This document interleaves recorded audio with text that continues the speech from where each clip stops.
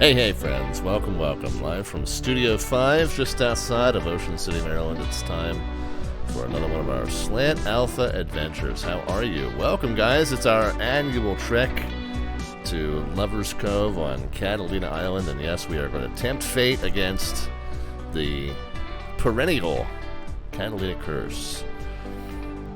We're in the Piper Comanche from A2A Simulations. And man, if you haven't seen this plane, what a glory this is to have for Flight Sim 2020 with that full walk around and maintenance mode and all of the ownership and maintenance and upkeep layers of necessity that you have in this aircraft, and detecting all these different potential failures from the pre-flight walk around before you get into the plane and take it airborne. What just a lovely experience that the A2A Simulations has put together in this aircraft. And we haven't actually flown it in a while on stream. I hope that it hasn't incurred any additional issues since it's been sitting here on the ramp. And we are at the ramp today in Palm Springs, California. Speaking of sitting here and incurring any issues, I guess I'll take this time to do a couple of tech support caveats. We've heard from multiple sources today that the SIM update that came out just the other day has caused some folks to have some manifestations of new crash to test desktop events. I think Toaster Boy was one of those friends, and a couple of the guys that were planning on joining us tonight, one of them said the same thing, that their sim was suddenly crashing to desktop after the update. So, when it's one person, you think it might be just a conflict with a specific add-on, but when it's multiple people, you start to wonder, like, is there some new instability issue with the sim? On this stream, knock on wood, but on this stream we've had pretty good luck with the sim being a fairly stable platform for the most part, with a couple of little periods of exception to that. But fingers crossed that we won't have any sim-related issues and crashes today, sim crashes rather than airplane crashes. Hopefully we won't have either today. Of course, if we do, you know what that means? It just means it's the manifestation of the Catalina Curse. It's probably, I tell you what, the crashes that you guys are having, DC Boy and Toaster Boy, are probably my fault, because I'm tempting fate here by trying to take this trip out to Catalina. Over the years we've done it on this stream, we've always encountered some weird glitches with this flight. So, and that includes sim crashes, that includes weather. Weather today might end up being a factor. We'll show you that in just a moment. We had several instances with, pilot-induced sim errors, plane issues that were pilot-induced. We had one, my favorite one, optical illusion crashes. Yeah, my favorite one, and not because I think it was a fantastic experience, but my favorite one in terms of just how bizarre this curse tends to manifest, was the one time I was in the middle of the flight out to Catalina, and suddenly my wife was in her car out and about, and suddenly the car became disabled, and I had to go rescue her from roadside. So that's just how pervasive this Catalina Curse can be. So if a sim update has now caused all kinds of instability issues for Microsoft Flight Sim 2020, well, that's just only fitting for today. And again, I apologize for tempting fate by doing it. The other caveat I'll give you, tech support caveat I'll give you, is something that I experienced just now when I booted up the sim, was that my assistance options had all been set back to easy. And on VATSIM, that can be a bad thing, because it includes the option for your AI co-pilot to manage the radios. And it really is annoying on VATSIM when you try to set a frequency to talk to a VATSIM air traffic controller, but your AI co-pilot is tuning into some AI air traffic control frequency that doesn't even exist on VATSIM. And all of a sudden you're trying to talk to somebody, and you don't realize that your radio has changed frequencies, quote unquote, on its own.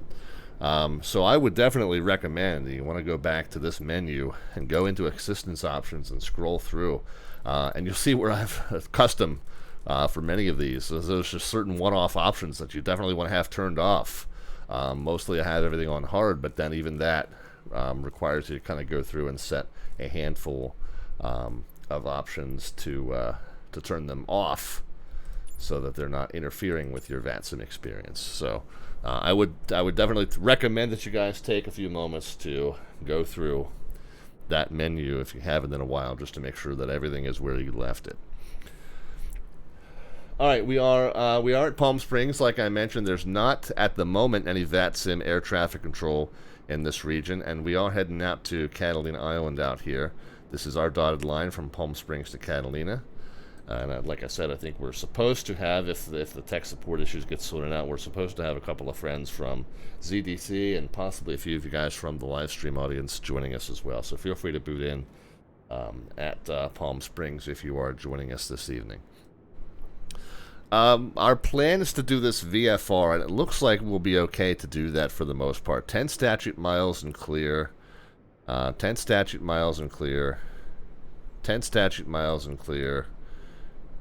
10 statute miles. Few clouds at 2,000, so that's changed now. Few clouds at 25,000, so that was the first layer a few moments ago. It's updated now. There's maybe a low cloud layer moving in. What's it say down here? 10 statute miles and clear, 10 statute miles and clear, 10 statute miles and clear. So we've got pretty clear weather throughout. However, when we go to Catalina itself, oh, now it's showing 10 statute miles and clear. Last time I checked, which was, this says it's the METAR you can see in gray there, it says 23 minutes ago. Well, it must have been 24 minutes ago that I checked, and it was showing a scattered layer of about 400 feet. So who knows? We probably just have a low cloud layer moving across the Gulf, Santa Catalina Gulf here. A little bit of a coastal fog, a marine fog layer that tends to form on the Pacific coast sometimes. So we'll just have to fingers crossed. If we make an attempt, we're going to be VFR. The idea is VFR. We'll talk about that in just a moment. But if we make a VFR pattern entry here and we realize that we don't have the visibility, we might just maybe do a loop or two and circle back and see if we can find a break in the clouds to try it again. Or worst case, we can kind of get a pop-up IFR from the controller if there is one, or from ourselves if there isn't a controller, and try to shoot one of these approaches into Catalina. Now, if we're doing the VOR alpha, if we're going to do this slant alpha in terms of not having a GPS approach, we pretty much need 1,000 feet above ground level in order to do that. The field elevation here is 1,600. The minimums are almost 2,600, so you basically need that 1,000 foot base in order to do this cleanly from an instrument approach standpoint. And then I guess if we were to say, if we pretended that we do have, there's a VOR GPS alpha, there's a VOR DME, or GPS Bravo. Maybe I don't know if I've looked at that. 2319! Kitty Monsters here. Okay, this is the one that I've done before. So what are the minimums here? 2220. Okay, so this doesn't require quite as high. So we'll get rid of the GPS alpha. We can do a little bit better. If we can follow this course in coming from the 172 or the 352 radial, and then end up kind of on a right base to the runway. Circling minimums then become 22 and change, so 16, 17, 18, 19, 20, 21, 22. So barely over 600 feet above ground level, we can get into runway 22 if we're doing it from this VOR DME or GPS Bravo approach. And you have to have DME because you need to be able to tell when you're at this 5 mile mark in order to know when you're at the final approach fix. And then you have to be able to tell when you're at 2.8 miles so that you'll know that you're at the missed approach point here. So anyway, this will be the approach we'll fly if we end up having to do an instrument approach into Catalina. And then this is our airport diagram here at Palm Springs, where I'm parked over at the east side FBO. There's 2 FBOs and GA parking ramps. One up here under the tower, which is normally where I would have set up for a flight, just because I like the Diva parking right under the tower. But because we thought we might have a few friends joining us, I parked over here where there's a little bit more room for general aviation parking. But it doesn't seem like we've got any friends loading in just yet. So I'm not sure if they will. I know that, like I said, there was a couple folks that were experiencing some tech issues, and one that was trying to get some scenery installed last minute, so we'll see how that works. And if we end up flying this all by ourselves, then that is fine as well. One final note for technical issues. I noticed very recently, we talked about how we're coming up on our milestone of 4,000 followers on the Twitch channel. Now, as a matter of fact, if you look on my Twitch profile, it'll tell you that I have 4,000 now. I don't. It's rounding up by a few, and once you get past 3,950, it'll start saying that. So we're not quite actually at 4,000, but I was thinking to myself, man, I just haven't felt like we've picked up a lot of followers lately. Well, we have. We've been picking them up at the same rate we have all along. It's just my follower alerts don't seem to be working. We tend to get the alerts of, well, when certain friends pop in, those alerts are driven by the chatbot. But the the Streamlabs alerts for subscriptions still work. We get notified when a subscription happens. I guess we'll replay the most recent ones are from our newer friend, Dr. Pizza. So those alerts work just fine. But if I look through that list, I see gift subs, I see raids, I see subscriptions. I do not see a follower alert for days and days and days. But when I went and looked at the event list on my my dashboard, we've gotten plenty of new followers lately. For some reason, they're not showing up in the mini feed. However, I look at the filter of that mini feed. Follower is definitely checked off as though it is supposed to be included in the alert list here. So I don't know. And I checked the alert box in the stream scene, and it's configured to show follower alerts as well. So I don't know why. If you followed recently and I didn't thank you for joining the adventure, I do truly apologize. It's just for whatever reason, Streamlabs has decided to stop alerting me on those, and that it was not at my request. So I don't know what's going on with that. I will try to troubleshoot that over the coming days and get that fixed and sorted out. But again, if you're a recent follower and you didn't get a thank you from me at the time you hit that follow button, I certainly apologize. It was not intentional. All right. Last but not least, let's talk about the route that we intend to follow. We got kind of a interesting itinerary for you tonight. As we've mentioned, we're here at Palm Springs. We're going to fly out to Catalina. Our second leg tonight is going to go up to Big Bear Lake, and we've done a few events to Big Bear with the Virtual USA Flying Club. It's a fantastically fun place, and I have a custom scenery that I just downloaded and installed from flightsim.to for Big Bear. Big Bear also has kind of a custom noise abatement arrival procedure, and I will show you that information as we start leg 2. I think that the fun thing to do for leg 2 is we're going to kind of weave up between the Los Angeles Bravo, the Santa Ana Charlie, and then we've got the Ontario Charlie Airport here, plus a bunch of deltas scattered through that. So for our second leg, as we go up to Big Bear, instead of kind of coming all the way down here to the south, we're going to kind of weave up through this little... We're going to thread the needle here through these Charlie and Bravo sectors, staying above the deltas. Try to make it up to Big Bear in such a fashion that we would not need to contact, again, presuming that we are able to stay VFR if we meet the weather minimums. But if we're VFR and we string our way through the spaces in between these Charlie and Bravo airspaces and Delta airspaces, then we technically would not need to talk to any air traffic control. Right now, as I mentioned before, there isn't any on, but we would still maybe kind of conduct our flight as though maybe we do have approach services all staffed up as we would in the real world, but we're going to try and remain in airspace that we don't necessarily need to talk to them if we can avoid those pieces, those sectors, those chunks of airspace as we go. Our first leg is going to take us from Palm Springs. We're going to go south and west. Probably have to come a little further down around this ridge for altitude purposes. Down around this ridge, our first visual waypoint target is Lake Hemet there, Lake Hemet. I know every time we've done this flight that we've used Lake Hemet as a waypoint, I always go back and forth how to pronounce it, and it's been so long I don't remember what the correct one was. I'm just going to say Hemet, and F it. it's Hemet.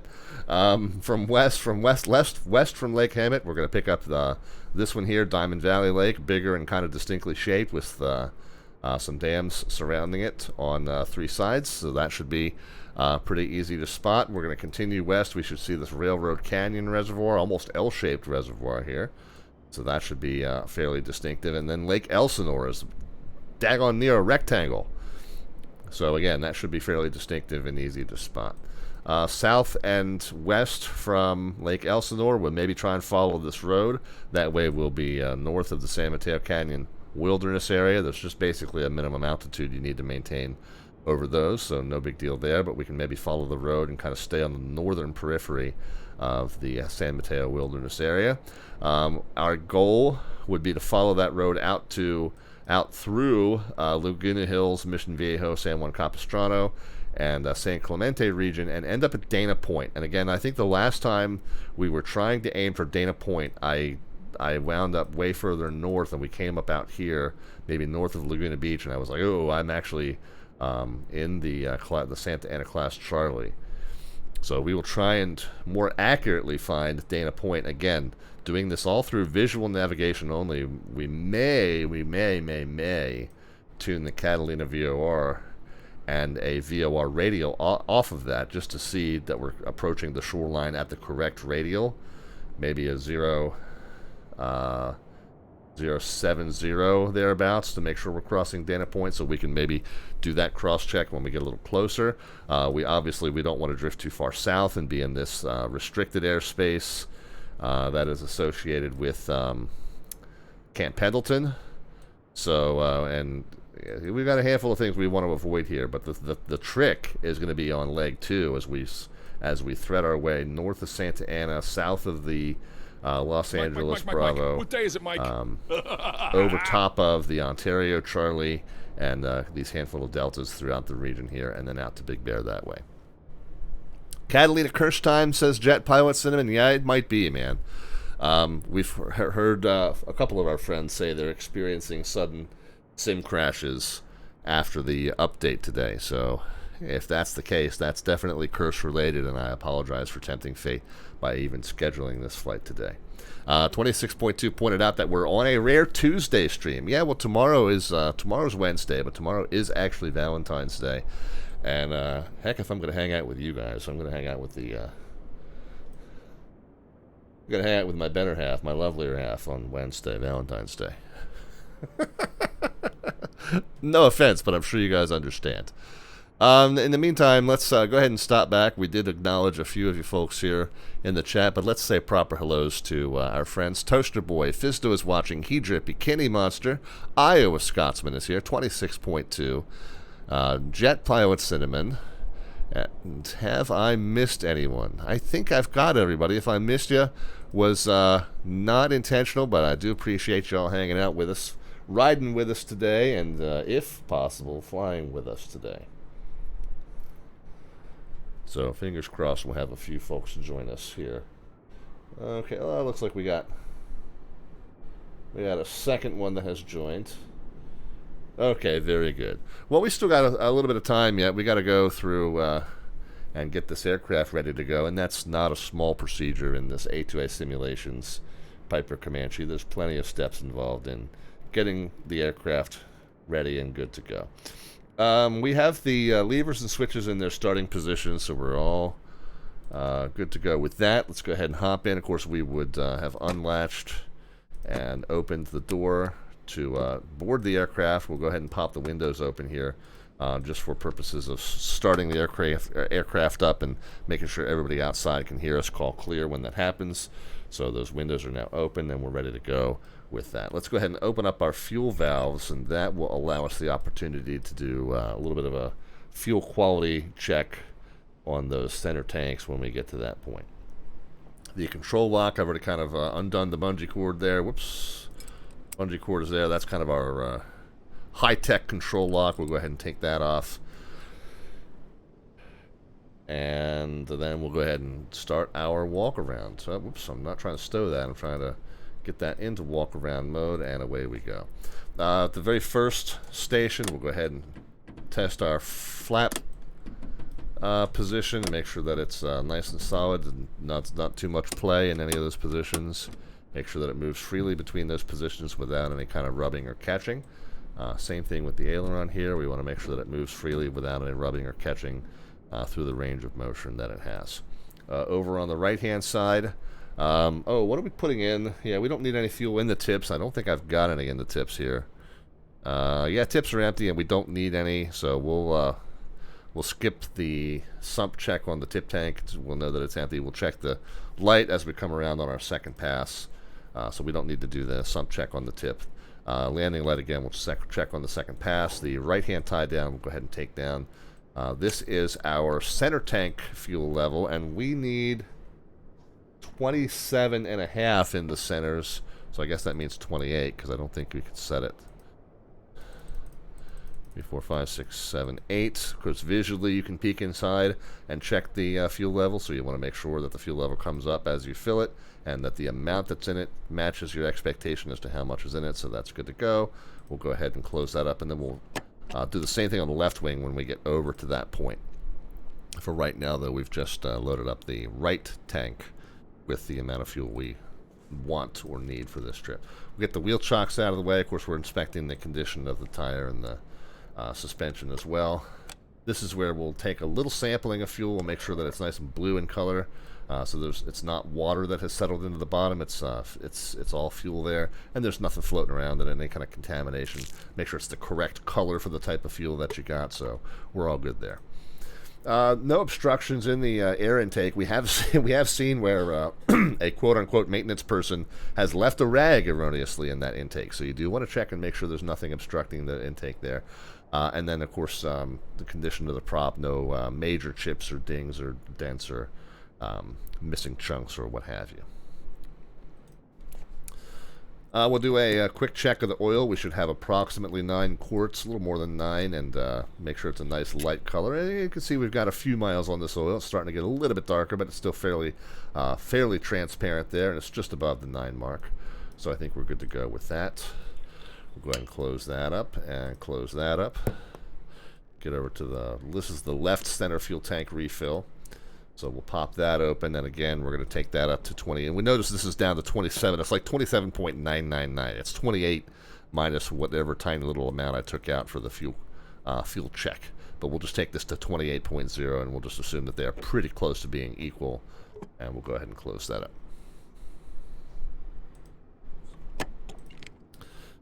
Continuing, the left-hand wheel chocks taken away. Left-hand tie-down taken away. Pitot cover taken away. Left-hand landing light check we will do in a moment. Left tip tank, there's nothing in it, so we won't worry about it. Left tip tank fuel quality check can be bypassed as well. This is the left aileron, and again, you want to give that a good listen. Make sure that it's not squeaking, catching, rubbing through any of its range there. And then same thing on this flat lever. I think we recently wound up replacing the linkage on this left-hand side because it was kind of squeaking and catching, as I recall. But it seems to be fine now. Left static ports unblocked, unclogged. Rear tie downs down. We'll go ahead and grab the stabulator. That's the elevator and stabilizer combined into one surface. Make sure that it moves freely. Rudder should move, but not too freely as it's connected to the nose steering. And that seems about right. Right-hand static port, also free of any blockage. Since we're going to assume that we're going to Catalina with a lover to Lover's Cove, we're going to go ahead and load up some suitcases there. And we'll take the toolkit, and we'll take my my better half's purse, and we'll take the duffel bags. We got a nice full load of cargo here, and then into the aircraft we go. Let's go to payload, and let's add a right seat passenger, although that's Charlie. We want to take somebody prettier than Charlie, but I don't think we've got the option. Oh well. Charlie, you'll just have to be the stand-in for my my better half. Anyway, that concludes the first walk around. Let's go ahead and get the battery switch on and all the lights on, and we'll take a quick second pass around. Here's the green nav lights, nice and lit. The strobe light we'll be able to see from a bunch of different positions. Right side landing lights there. Strobe again, yeah, strobe you can see from everywhere basically. The left side landing light's good. The left nav light, nice and red.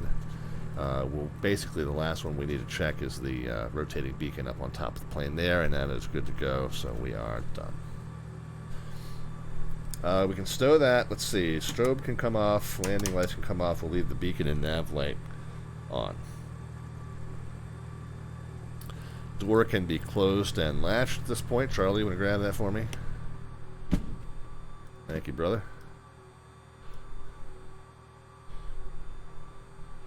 And then we'll gonna get this yoke out of the way so that we can see underneath and see that none of the circuit breakers are popped, so we are good to go there.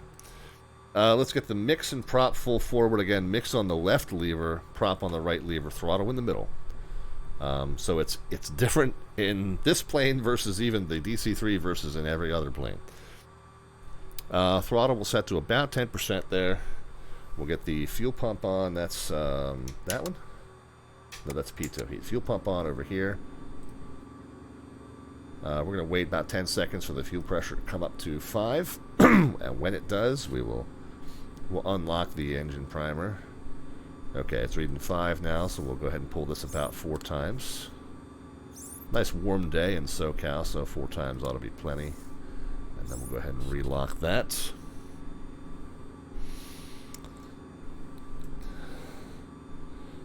Let's go ahead and clear our prop area while we go ahead and set magnetos to right, then left, then both. Clear, clear, clear. Alright, came up pretty easily. Let's pull the throttle down to 1,000. Make sure that the oil pressure came up right away. And it did, that's fuel pressure. Oil pressure came up right away. That's here. Oil temperature will start to come up. Fuel pressure we still have, and let's shut the electric fuel pump off and make sure the engine's still supplying fuel pressure on its own, and it is, which is good. And then we can go ahead and close up these windows so I can stop shouting at you. Okay, what else, guys? Let's lean the mix out to right to where it starts to lose RPMs. So there we go. Make sure we're running nice and lean on the ramp. Avionics switch can come on. The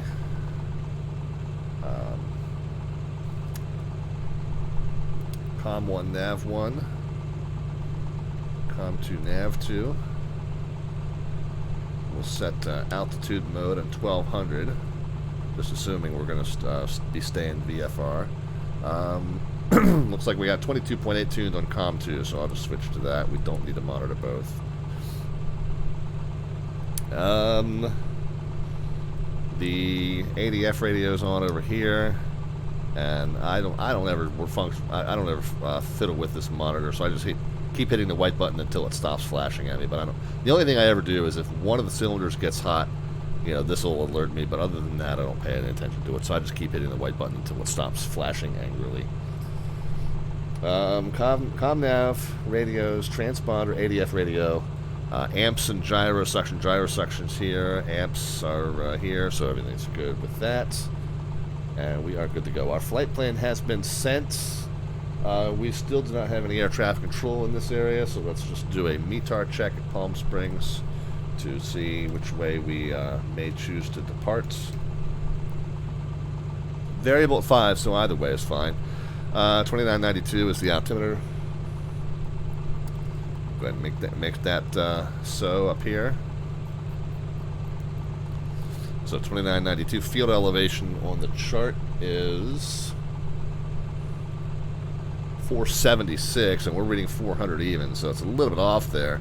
I don't know. Sometimes the sim is a little bit behind in terms of the weather, so it's a little disconcerting. Well, actually, you know what? It's not that far off.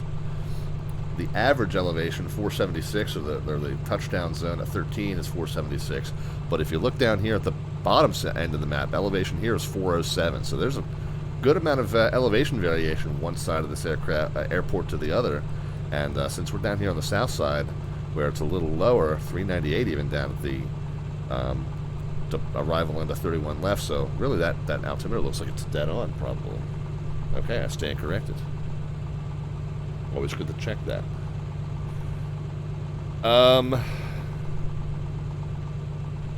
So fuel elevation verified. Let's go ahead and set our directional driver. It looks like we're parked at a 04. We'll call it a 043. And we'll make sure our directional gyro reflects that. Yeah, it realistically spins up in kind of a random direction, so you definitely have to adjust for that at the beginning of your flight, and then it's something that you have to periodically come back to because it will gradually drift out on its own as well. We're going to assume we're going to depart. I think they're normally on the 13s here, so we'll just assume we're departing on 13. We can depart 13 left. That's the GA one. That's a little shorter, but that's okay. That'll be plenty for us. So departing on, and I'll tell you what, we're departing on 13, but we want to turn to a 214 for 14 miles. I think, like I said, we're going to have to go a little bit further south than that. But let's just mark 214 as our desired on-course heading once we get airborne, so that we'll know that the arrow matches up with the runway direction, but the green arrow matches up with the direction we want to go once we're airborne.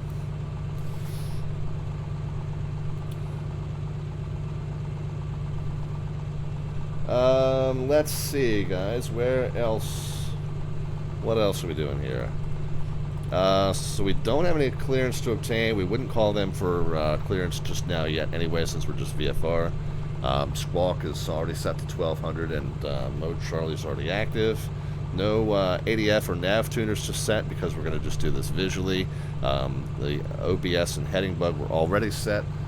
We can do our flight control check. Again, we checked the freedom of movement of the control surfaces, but now we want to make sure that they move as commanded. We can't see the rudder from this position, but maybe somebody out on the ramp will just give us a thumbs up to let us know our rudder has moved as commanded. But ailerons and stabilator has been checked. We'll go ahead and set flaps 1 for departure. We'll make sure our trim is neutral. That's up here. A couple of cranks down to about there. That works. Oil and cylinder temps. Cylinder head temps are starting to come out at the very bottom of the green. Oil temps in the bottom of the green as well, so we're good there. And taxi routing, as we said, if we go off of 13 left, well, that's easy. We can just taxi all the way up to the northwest until it ends, and then Juliet turns onto runway 13 left, and we'll go kind of a straight out and 45 to the right. But for purposes of VFR pattern exit, we'll do a straight out departure, and then we'll swing around to the southwest.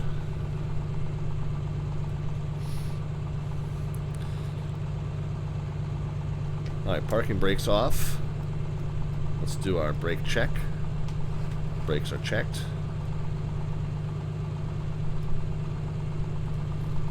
And let's go. Palm Springs traffic, Comanche 5 and 4 Delta Vector taxiing out to runway 13 left for VFR departure. Palm Springs.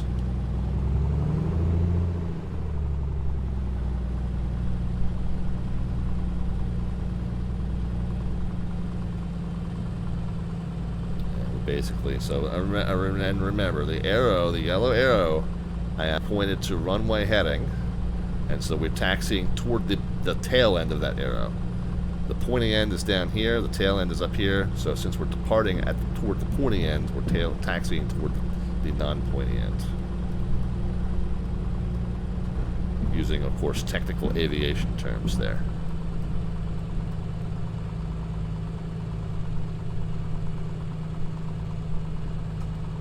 It looks like this is the taxiway that brings us right up to 13. Hey, look at that. We got a gift sub from Kilnavok going out to Toaster Boy. Thank you very much, Kilnavok. Continued generosity. Do appreciate that, sir. And again, for anybody who might have hit the follow button recently, my follow alerts are not working, and I don't know why, but please don't consider it like I don't appreciate the follows, especially as we're getting closer and closer to 4,000. We will enact a massive celebration when we get to that milestone. Palm Springs traffic walker 1400, taxiing runway 13 left via Alpha. All right. We got one fly along.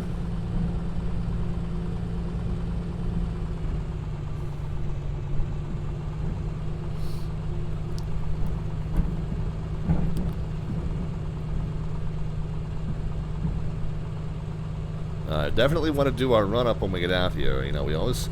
This A2A Comanche is very good at simulating things like plug fouling. So that's why we're so keen to make sure we're running a nice lean mixture at low power here on the ramp and taxiway. But as a fail-safe, you want to make sure when you get out to the end of the runway, we'll do a run-up. We'll make sure that we'll do our prop lever check first, and we'll do that with the mix still lean. That'll be an opportunity to burn off any of those excess carbon deposits on the plug wires while we're running at higher power and still a lean mix, while we cycle the prop lever down a couple times.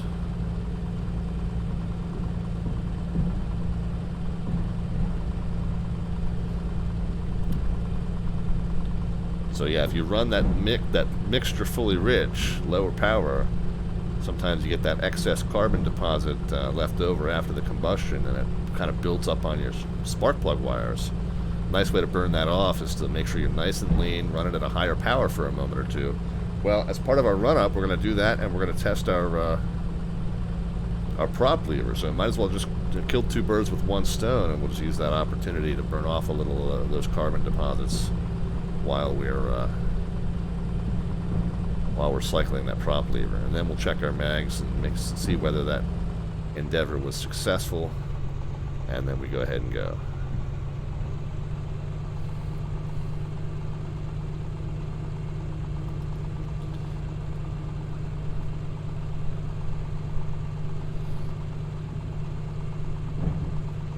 Alright, and let's not forget to get pitot and fuel pump on for the departure as well.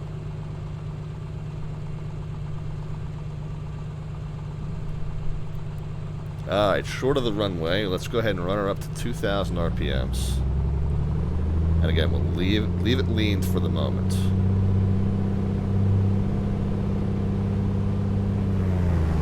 Cycle the prop lever down once, twice, and 3 times. I'm rushing that a little bit. Should wait until it gets all the way down to low RPM and back. Alright, let's enrich the mix now. We're still at 2,000. Let's do our mag check. Left mag. You can see we lost just under 100 RPMs. That's fine. Back to both, and it recovers. So we go 2 clicks down. Same thing on that side. Lost maybe about 90 RPMs and back. Let's do a carb heat check. Make sure that incurs an RPM loss as well, and it does. So we're good to go. Back to 1,000. Palm Springs traffic. Comanche 504 Delta Victor departing runway 13 left. It'll be a VFR straight out and then a right turn out westbound VFR departure at Palm Springs. Alright, way we go, guys. Strobes, landing, taxi, pitot, fuel pump. And even though we called and we didn't hear anybody else call, we'll do a visual check, make sure there's nobody about to land on top of us.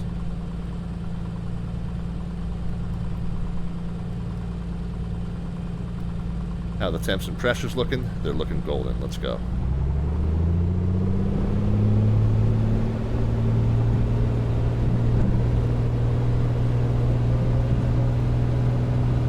Airspeed's alive.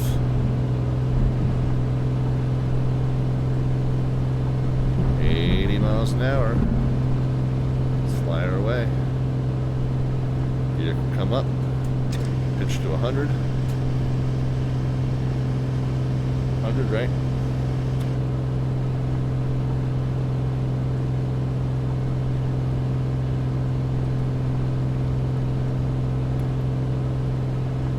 Yeah, 105 and 110 is where we want to be, actually. Oh, I know. Yeah, it was veering way to the left like there was a badass crosswind, but I don't know.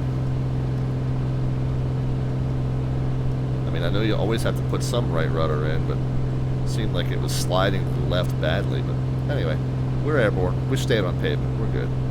Pitch to maintain 100. Flaps can come in. We'll reduce the power slightly. RPMs can come down to 24. Manifold to 24. I think we're receiving. Whoever was transmitting, you were unreadable. And Comanche 514 Delta Victor clear, runway 13 left, straight out VFR departure, south westbound, Palm Springs.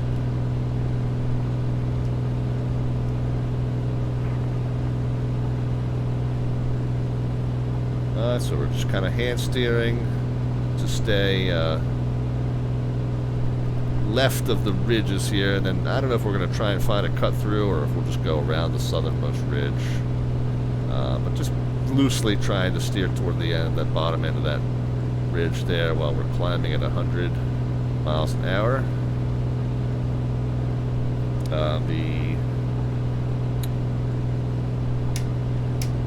I'm sorry, Pito, he can stay on, fuel pump can come off though. Palm Springs traffic walker 1400 line up runway 13 left. Palm Springs traffic. So pitched for 100. 24, and manifold pressure has slipped a little bit, so we'll nudge it back up to 24. And as you climb, the manifold pressure will decay because the air gets slightly less dense. So you do have to continually adjust that manifold pressure up as you're in the climb. And then we'll just keep the pitch to maintain 100 miles an hour. Got airborne right about 7:45, which was the plan. But I do think we're going to end up going further to the south before we turn west here, so.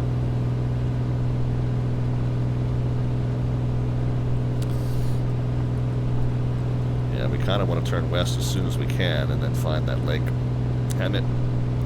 Or we can maybe even just skip that and go straight out on a 275 and look for this Diamond Valley Lake.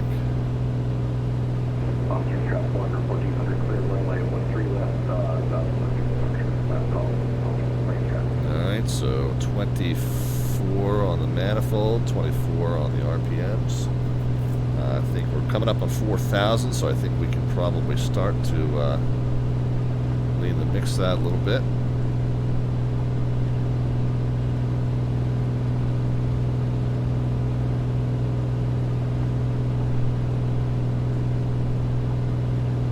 Find the point where the RPM starts to drop off.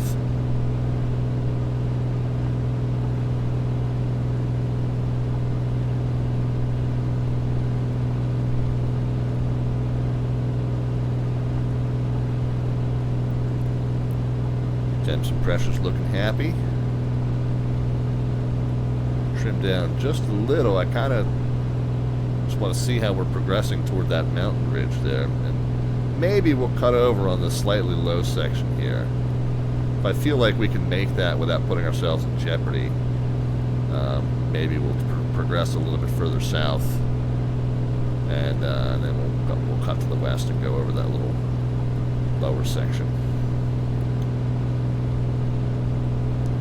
I think for the most part we can do this kind of at 4,500. We just need to get over this ridge first.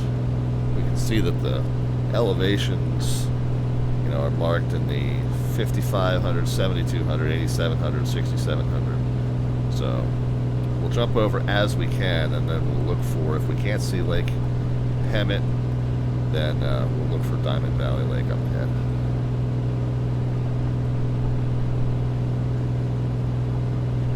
Palm Springs traffic, Comanche 905, Sigma Victor, taxi, runway 13 left, Palm Springs.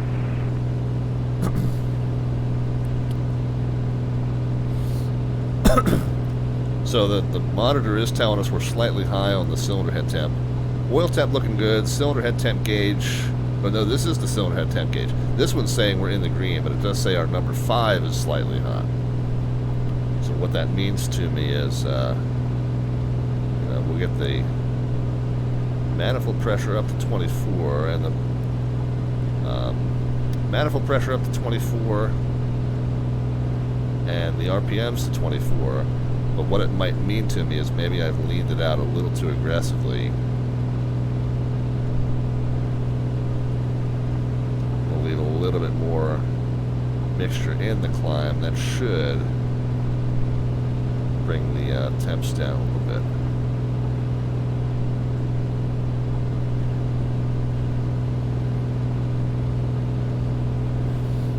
towards 6,500. Okay, I'm starting to feel comfortable that we can turn westbound here. Make it over those ridges.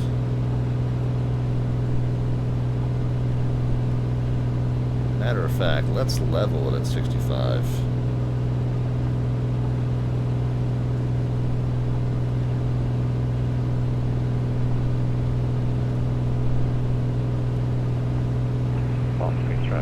Comanche 59, expect to take off from me. 13 left. We're already at 7. March straight on.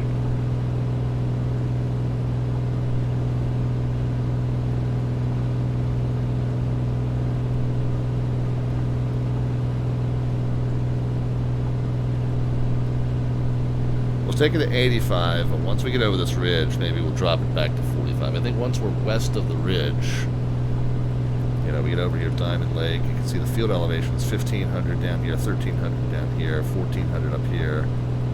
So I think once we're past the ridge, we can probably drop it back to 4,500 and make the rest of the trek there.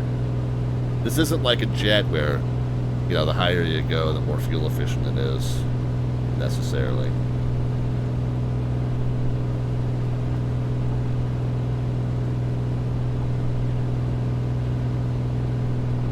Okay, so cylinder head temps have quieted down just a little bit. So I am going to run the mix just a little bit leaner here, but not going to lean too aggressively until we get to cruise here at 8,500. We'll level off, get the power down, 22 and 22.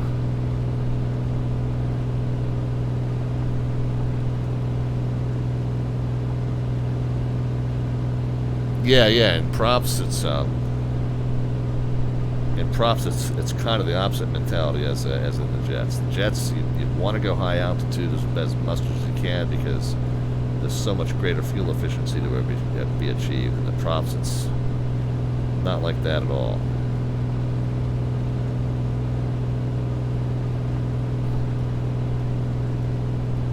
Alright, leveling out. Now, as you level out, the speed's going to come up. As the speed comes up, aircraft wants to keep climbing, so you're going to have to keep adding down trim to keep that level flight. And then as we do that, go ahead and pull the RPMs and the power down to 22 and 22.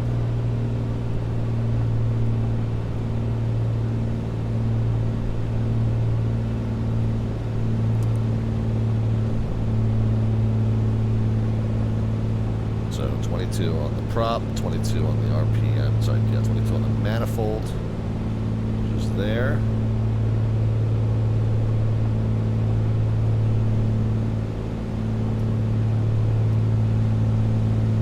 And then we can lean it out to about 14 gallons an hour. That's kind of a higher power setting.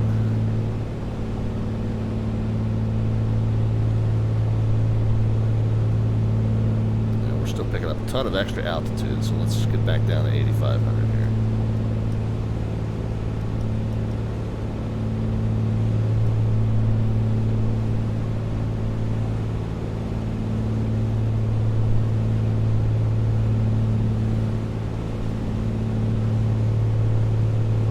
Still need to add some down trim.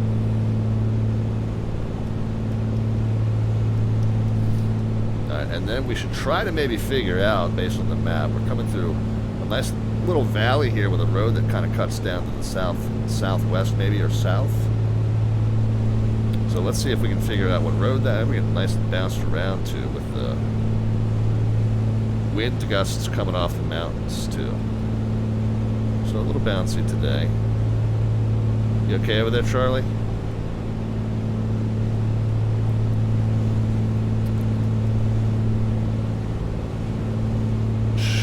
Should smooth out once we get past the mountains here.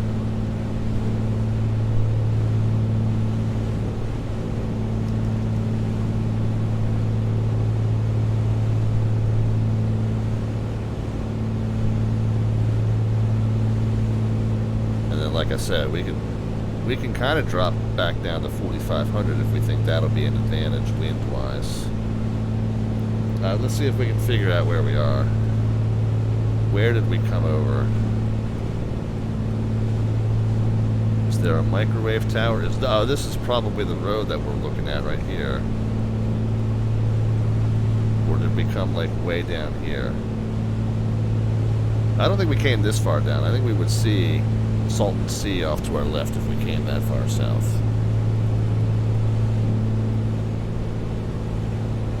Whoa. We might not have been too far from the top end of Salton Sea. Let's keep it in mind as a theory.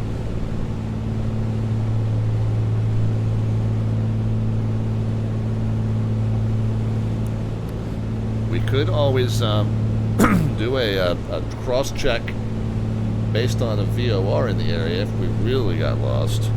Right now, I'm going to not worry about it too much because there's not any airspace down in this area that we need to make sure we avoid.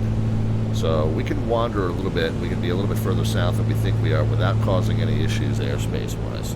So we'll find ourselves here in a little bit. I'm going to... So we took off at 7:45 and we went 15 minutes in this direction. 15 minutes at 100, so that's probably 20 miles. So we probably went to about there. So yeah, maybe we did cross. Maybe we did cross right about here. Anyway, if that's the case, we want to be on about a 280 heading up this way.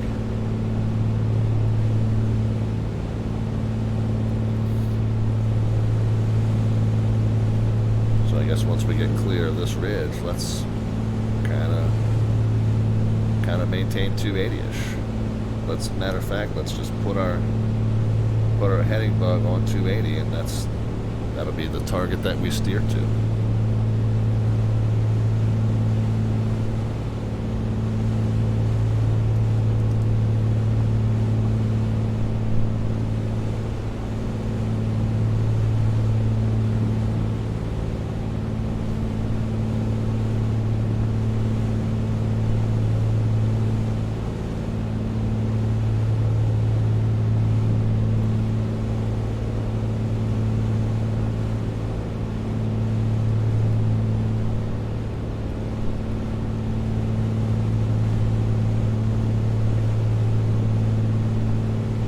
RPM's drifted up a little bit. Get that back down to 2200.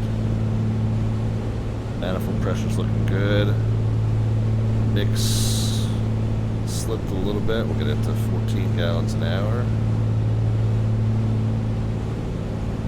Cylinder head temp's looking good. Oil temp's looking good.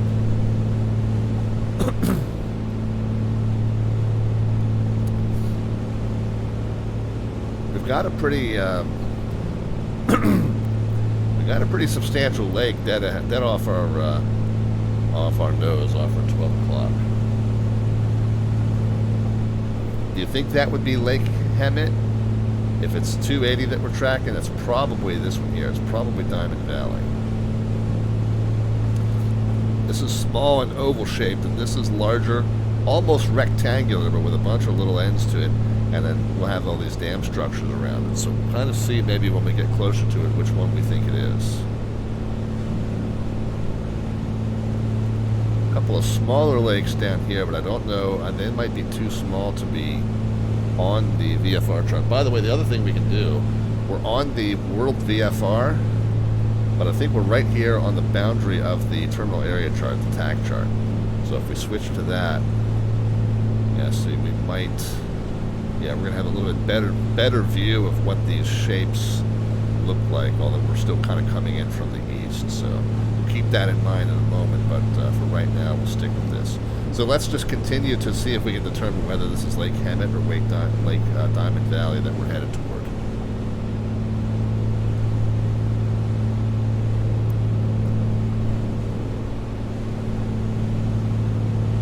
Ideally, you'd want to kind of corroborate your position with more than just one landmark.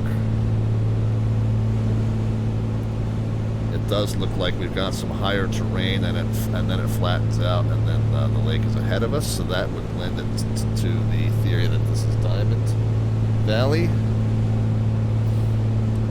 If we look way over to the right, we should see an oval-shaped lake, but in higher terrain, kind of in a valley that the stream runs into between two ridges, and a little oval-shaped lake, so maybe we can see that. Maybe we can't see that. Maybe it's hidden. Maybe Lake Hennet would be tucked in here somewhere, possibly. Alright, my working theory continues to be that this is Diamond Valley Lake, and if that is the case, what would this one here be off to our left, you know, maybe about 15-20 miles west of Diamond Valley Lake? That's probably a good bet, because that very well might be French Valley. French Valley, I don't know what this lake is called, actually. But if there's a long 6,000 foot north and south runway just west of that, then that would almost make that a complete lock for us.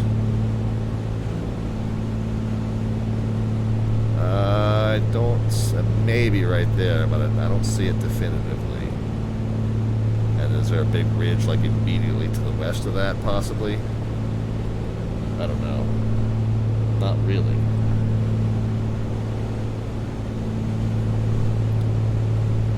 Not really. So here's another lake that we could be heading towards.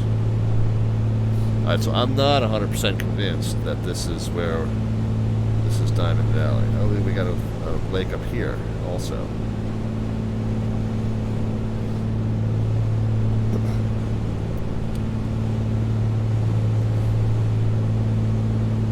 Railroad Canyon, maybe.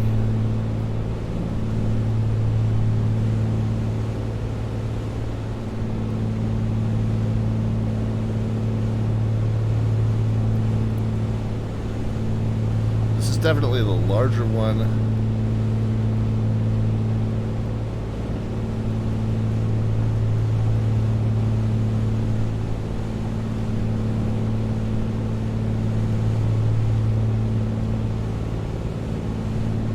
Thinking just shape-wise and size-wise, I'm still thinking this maybe is Diamond Valley.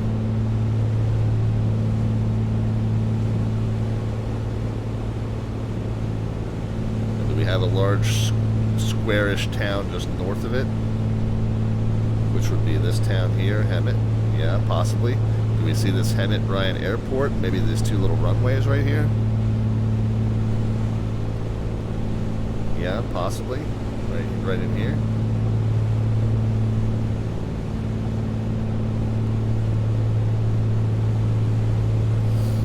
So what about if there's a runway, if there's a long runway next to this airport, I mean this lake here? That looks like it might be. So that north-south runway and this lake here, that might indeed be French Valley.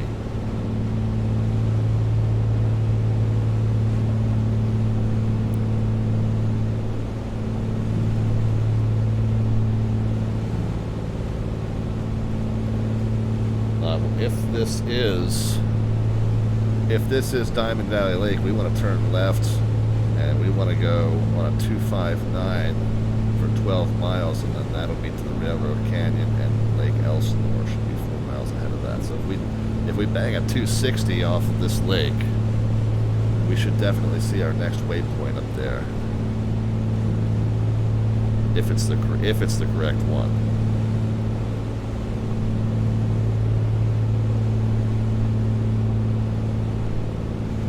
Getting more and more nervous that it's not.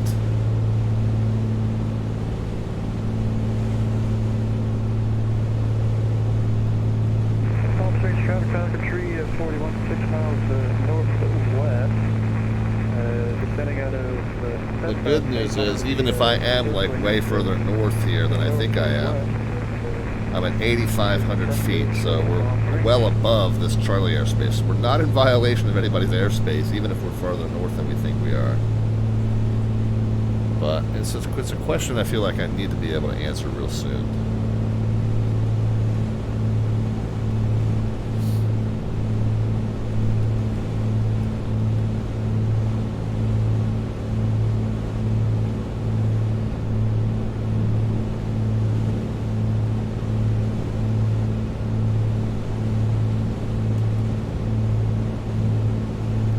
let's turn to a 260.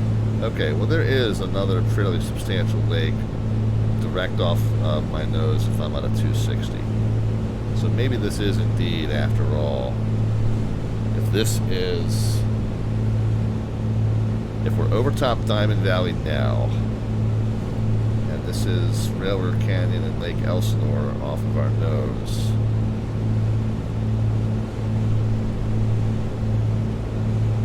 Oh, okay, I think I see. So this would be Railroad Canyon. This is the L-shaped one. And then this big rectangular one, that is indeed going to be Lake Elsinore. Okay, so I'm feeling a lot more confident now than I am where I think I am. If that's the case, then to our right should be a 5,100-foot Paris Valley, and then way off to the right should be March Air Force Base. That should be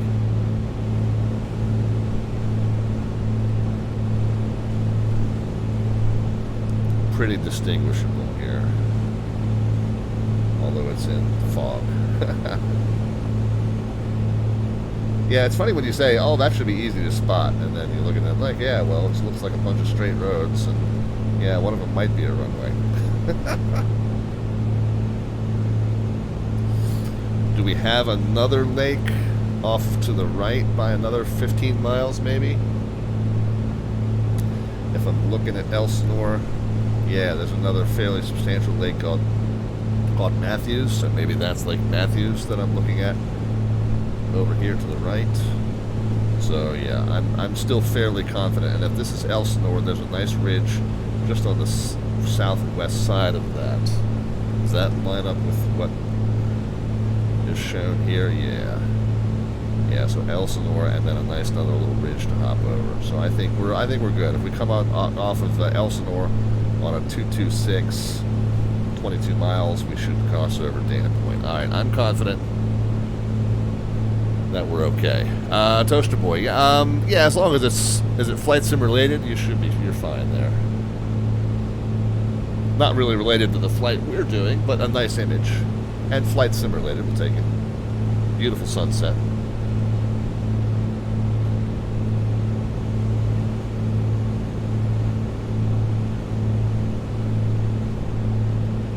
Yeah, if I don't react right away into chat, guys, don't worry. I'm very preoccupied right now, making sure I am where I think I am, navigation-wise. So I got a little preoccupied with the chart.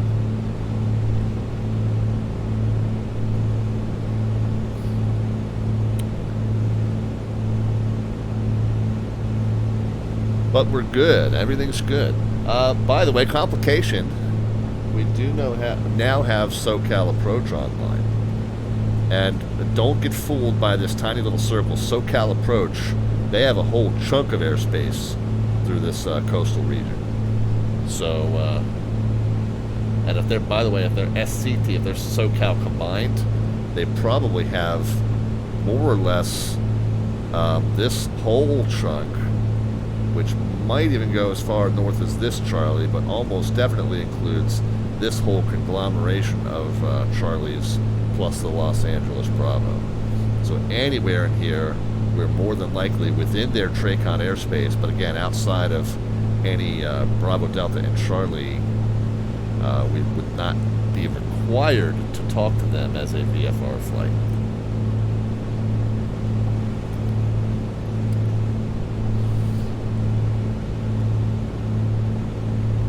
Now, on the other hand, if we do bust their airspace, I hope he tells us.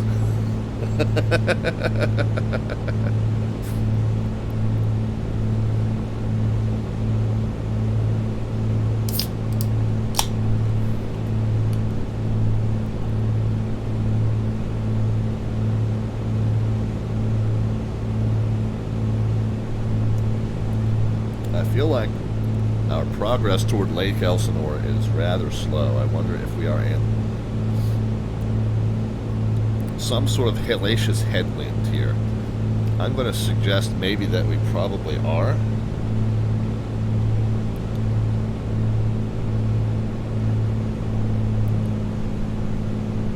I'm going to bring the RPMs and the power down to 2,000. 20 on the manifold, and we'll enter a gentle descent. We'll take her down to 6,500 and hopefully then get a little bit below this headwind that we seem to be facing as we cross over Lake Elsinore. And then again, after Elsinore, what do we want to do? We want to do a 226 out to Dana Point. 226 and 22 miles. So I'm going to go ahead and set the... I'll tell you what, I'm going to do two things here. Right now, let's just steer directly at a 260.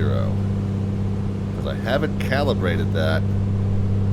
Let's just steer directly at a 260. And let's see how far off our compass is. Let's say 255. Yeah, so let's just assume that we're 5 degrees off now.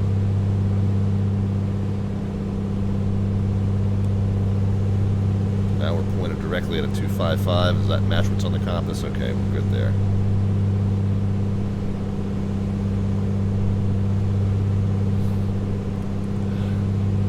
Alright, and then after Elsinore, what do we say? We're going to steer to, now that we got our compass and our directional driver back in line here, 226 and 22 miles.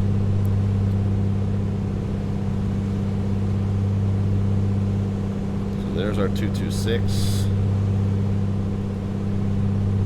Kind of.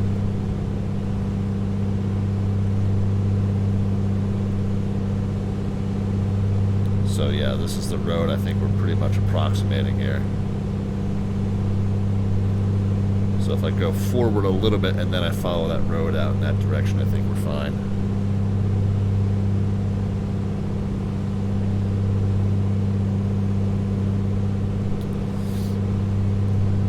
But again, taking it down to 6,500 now. Just because I feel like we're hitting some headwinds.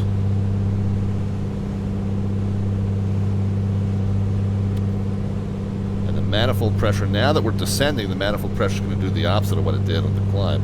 It's going to come up as we go. So you have to kind of continually decrease it to keep it at where you want it there. Keep it at 20 and 20. Nice gentle descent. And just make sure the airspeed doesn't get out of control. And now let's start to make that turn. Now that we're kind of past that section of the ridge, we can kind of see now. Again, it is not obvious to me where Dana Point is. This happened the last time we did the flight from this direction. It is not. This looks like a fairly obvious landmark, this little bump here. If you were coming up the coast, it would be very obvious. But if you're coming from this direction, it's not as obvious. So we got to make sure we kind of keep a 226. 22 miles is going to take us about 14 minutes. Maybe 16 minutes. We're covering about 2.5 miles a minute, not quite 3. So what does that mean for us? 22 divided by 2.5. So 9 minutes.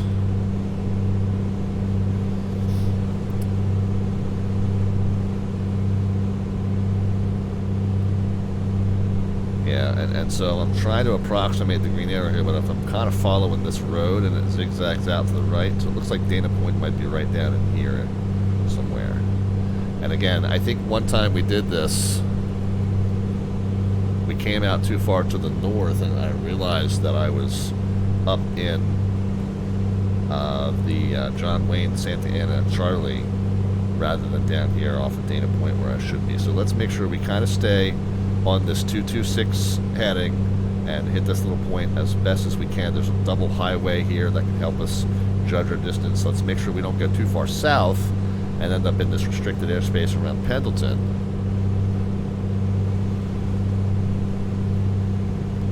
But if we kind of just follow this road, this might be Dana Point right here.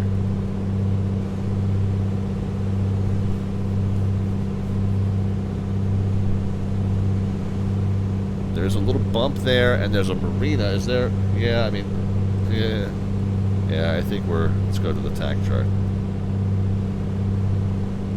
Capistrano Beach. There is like a little marina marked there. Yeah, I think we're more accurately following our plan this time, and we can even kind of see if we go to the World VFR again. Once we get past Dana Point, we can kind of see there's two islands in the distance, one to the right, one to the left. So we're going to make this slight right turn, and that's Catalina out there. So we can kind of see it from where we are, which is a little bit comforting. This would be, what's that one called? San Clemente. And then here's Catalina up to the right.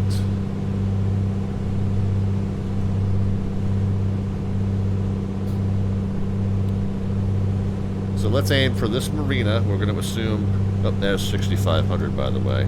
Let's go ahead and take it back to 22 and 22 power-wise. 2,200 RPMs. 22 on the manifold pressure. Let's adjust our mix to about 14 gallons an hour. Oh, what's happened there?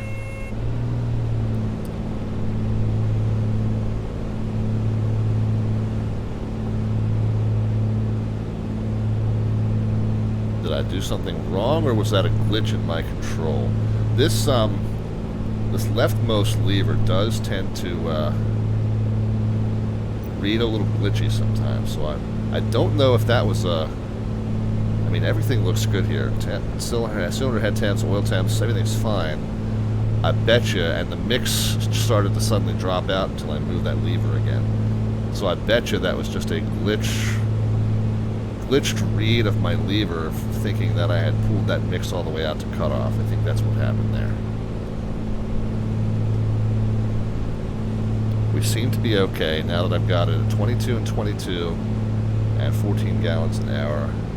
I'm comfortable that the plane is fine. Well, that got my heart going though, didn't it? Holy cow.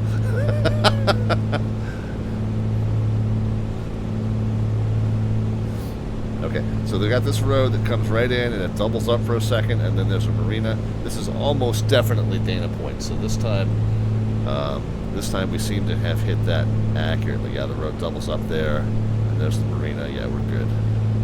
So once we clear the peninsula and maintain separation from the planet, then you're good, Ori Darkman says. Yeah, good advice.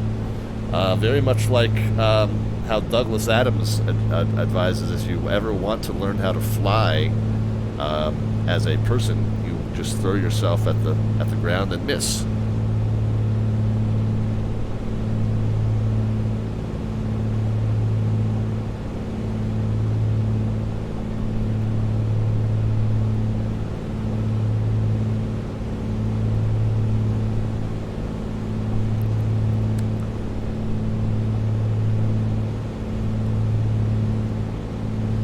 Alright, so we're leveled at 65 again. And turning from our present heading to a 253. And again, I think let's steer it exactly to a 230 for a moment. And just stabilize the heading right on 230, and then we'll see how that compares to the magnetic compass. It's looking pretty dead on, actually. Okay, we're good then. And then so a 253 is what we want to fly.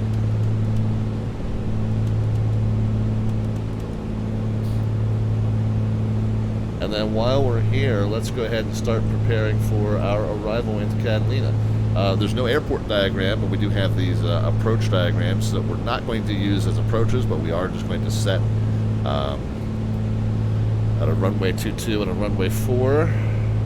Typically, you land on 22 here.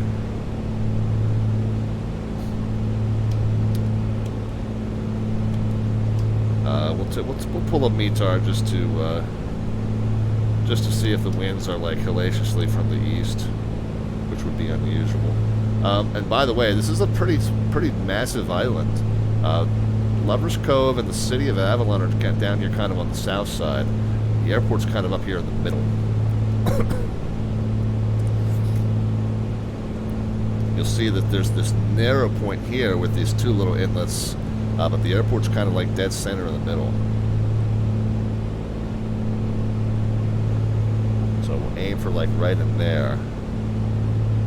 6,500. Now we could, again, if we wanted to, we could tune the Catalina VOR and use that as kind of a distance countdown. I don't think we need to do that. I think we got good visibility here. Yeah, it's perched up on a ridge there too, or yeah, the field elevation there, 1,600 feet.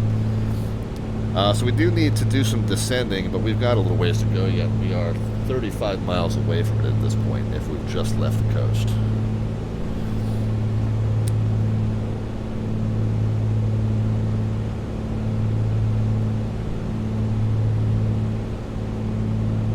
But let's go ahead and start our weather briefing here.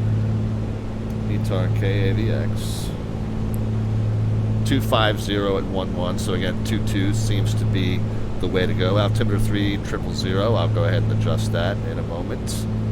And with 250 it'll be a very slight right correction as we come down final, and the parking pad is off to the left. So 3000, let's go ahead and get that set here.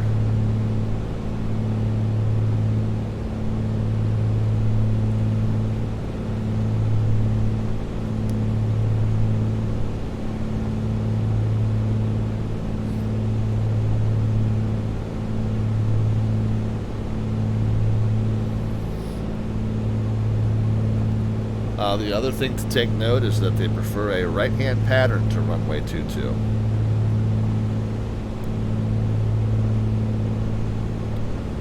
So what that means is probably we should come into the island a little bit further to the north and then swing over and then make a right pattern.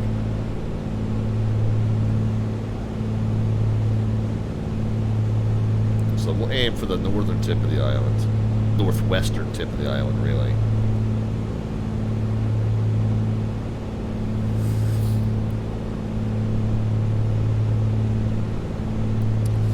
At the very least, if we don't fly a full downwind, at the very least, we'll come in on a right base over the coastline. So I guess if I was to draw, you know what? We'll just draw it with sky vector. We'll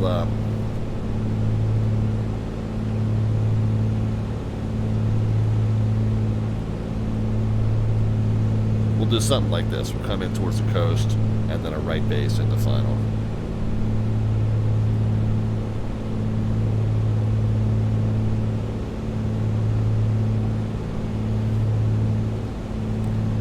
The field elevation there 1,600, so pattern elevation is going to be 2,600.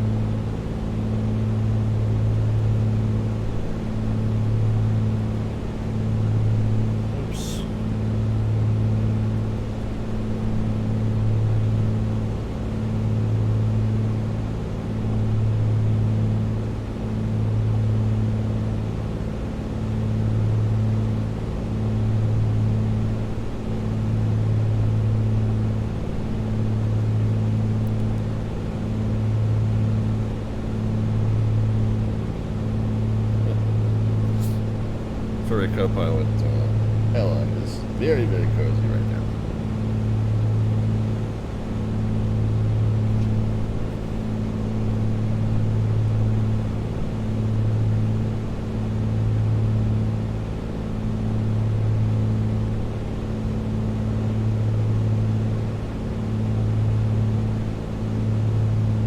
Display that the poor man's way there.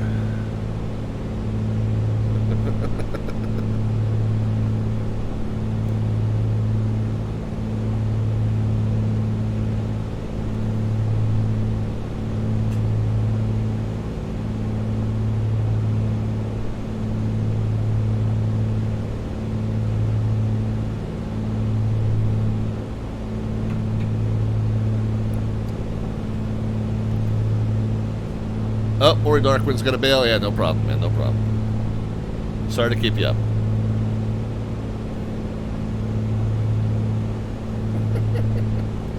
She's just kicking and wiggling and burrowing in. Burrowing in like a sand crab or something. What are you doing?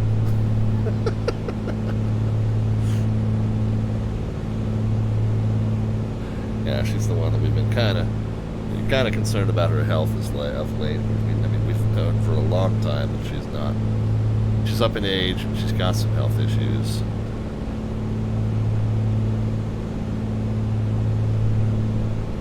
Knowing that she's on borrowed time, we're happy to have whatever we've got.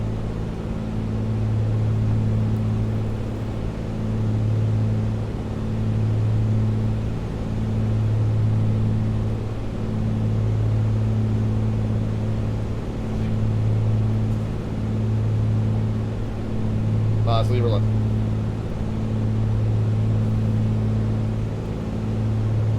Lay down, bud. He likes to antagonize.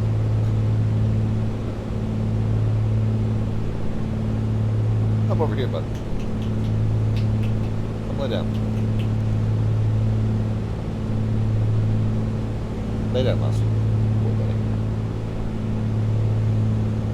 Good boy, buddy.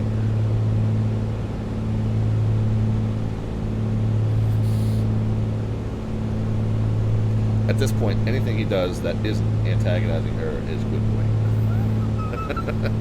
Got a low bar for good boy at the moment.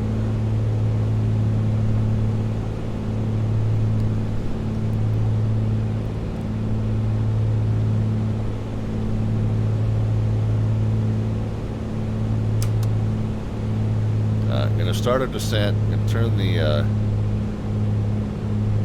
taxi light off just so we can turn it back on once we are quote-unquote cleared to land, although we're in a non-towered field, so that doesn't strictly apply here.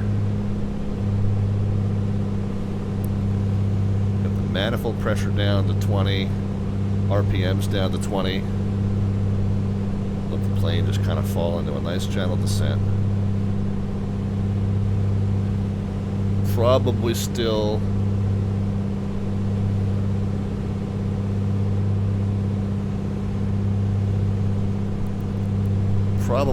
about 15 miles away. I mean, it's what'll be about halfway in between. You think you're close, and then you realize that it's just a massive island, and you're just further away from it than you think you are.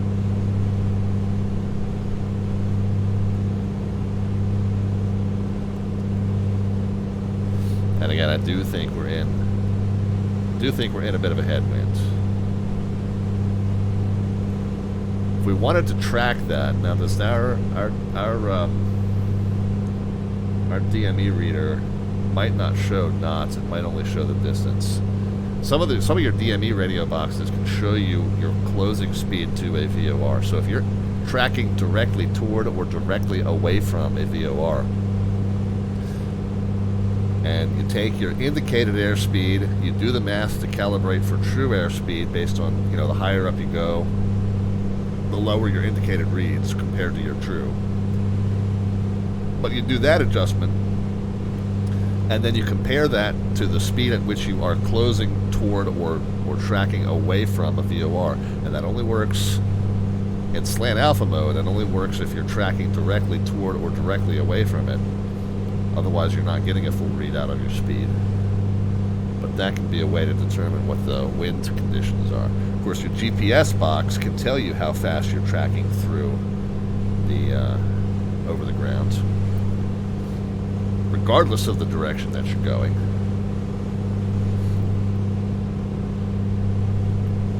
So, all of you with your fancy schmancy RNAV capable gauges, well, you have a better means of comparing airspeed with ground speed.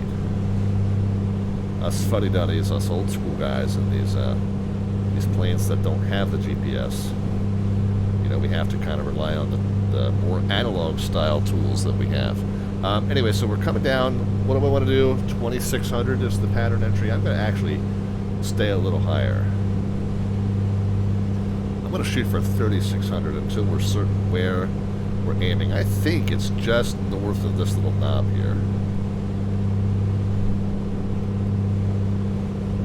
Again, we could kind of track the Catalina VOR. The VOR is not directly at the airport, but it's close.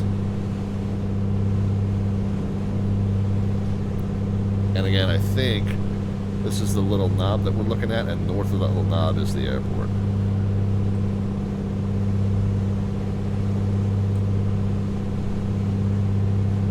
So I feel like it might be like right in that, or this might be it here. Oh, I can almost see the flashing white lights right where the mouse cursor is. I think we got the flashing white lights of the runway threshold marker, and then the white stripe there would be the runway.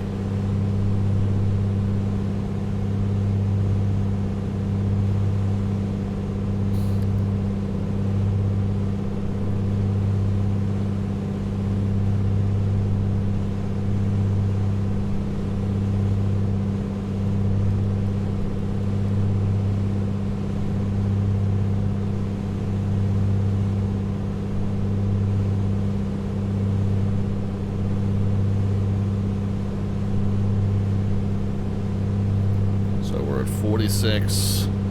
Yeah, you know what? I am gonna go ahead and do the cheap thing, and I'm just gonna blow straight in here.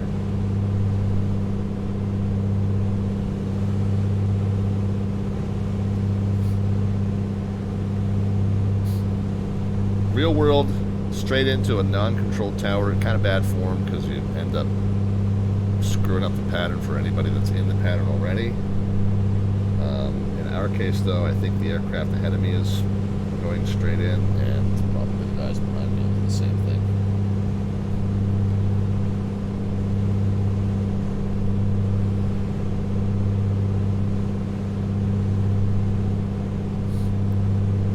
Catalina traffic, Comanche 514 out to Victor's about, say, 8 miles east at 3,400 descending. We're going to go straight in runway 22 Catalina. There you go. JPC has opened to the bidding. Why don't you guys start putting in some predictions as to the vertical descent rate upon touchdown. No bot command is necessary. Just a number into the chat, positive or negative. We'll know that you mean a descent rates, whether you put the minus sign or not. And the closest predictor is going to get an automatic entry into our landing rate raffle, which we draw toward the end of every single month. February the 23rd is going to be our next drawing date. We'll pull 2 winners out of that fishbowl and award both of them their choice of Slant Alpha merchandise or electronic gift cards to Amazon or xplane.org store or sidmarket.com. Okay. We're going to get the mix enriched here. We're going to get the power backed way off.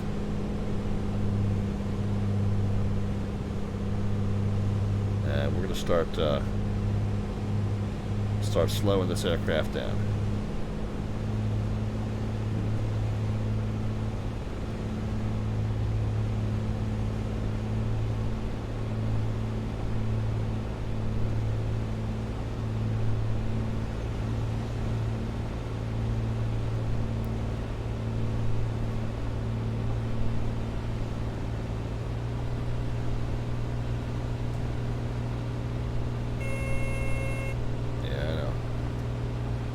What's gear extension? Max is 125. Yeah, we got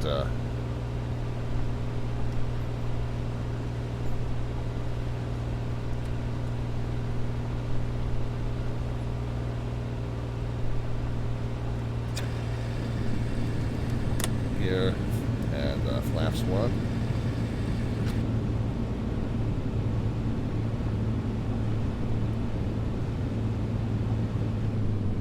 Now we can get the power out.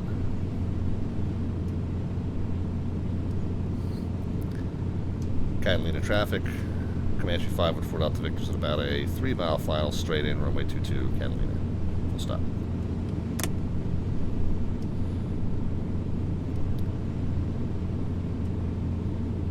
Coming in high and steep, but we'll get back on a 3-degree glide slope here before we get the plane stabilized. About 80 knots when we touch down.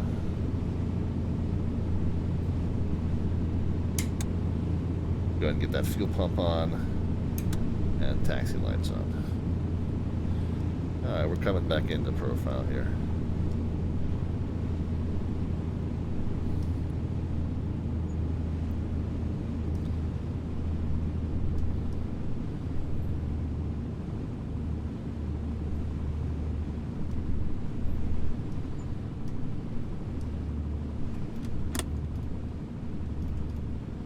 Final notch of flaps down under 100. Gently get the power back in.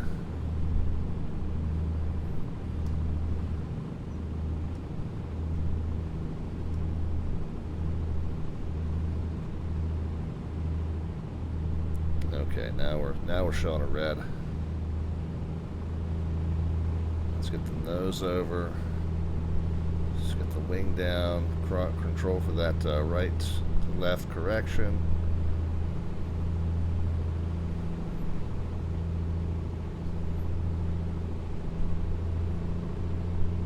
And I'm fairly happy with how it's shaking out here.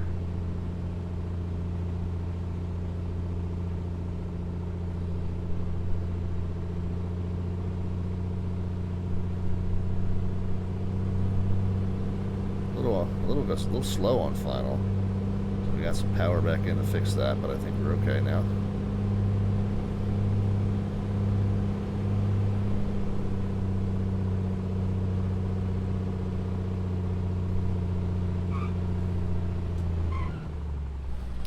Floater, but a greaser, so not ideal, but we'll take it.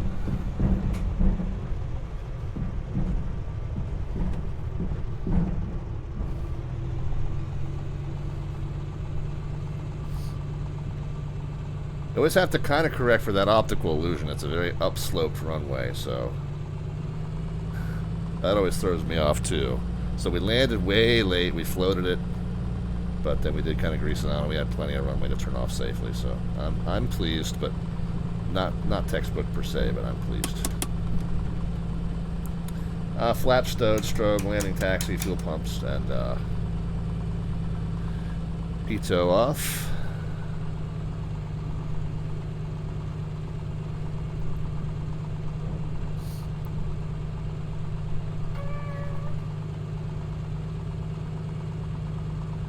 Catalina traffic, Comanche 5 for Delta Victor. We're clear on runway 22, Catalina. Sorry, late call. I got one more coming in. Tally ho. Right, parking brake on.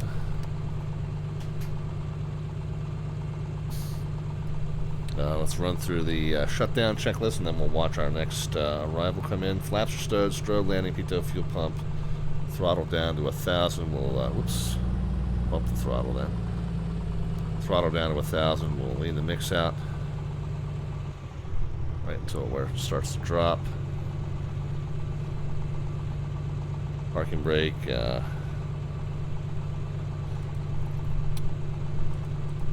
going to go ahead and shut the plane down, and we'll take an intermission, and then we'll fire it back up and go again. Actually, no, I'll tell you what, we'll leave it running. Catalina traffic, Walker 1400, crossing field 2500, launch to right base for runway 22, Catalina traffic. Let's check on my predictions real quick first.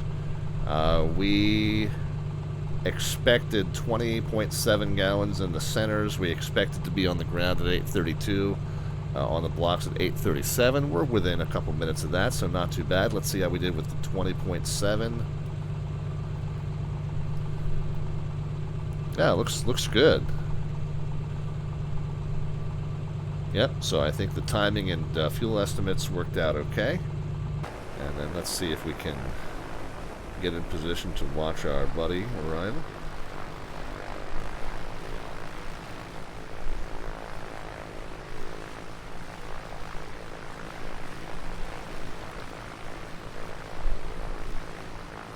Got him coming in from right here. And we got one more after him, I think. Hold on a second.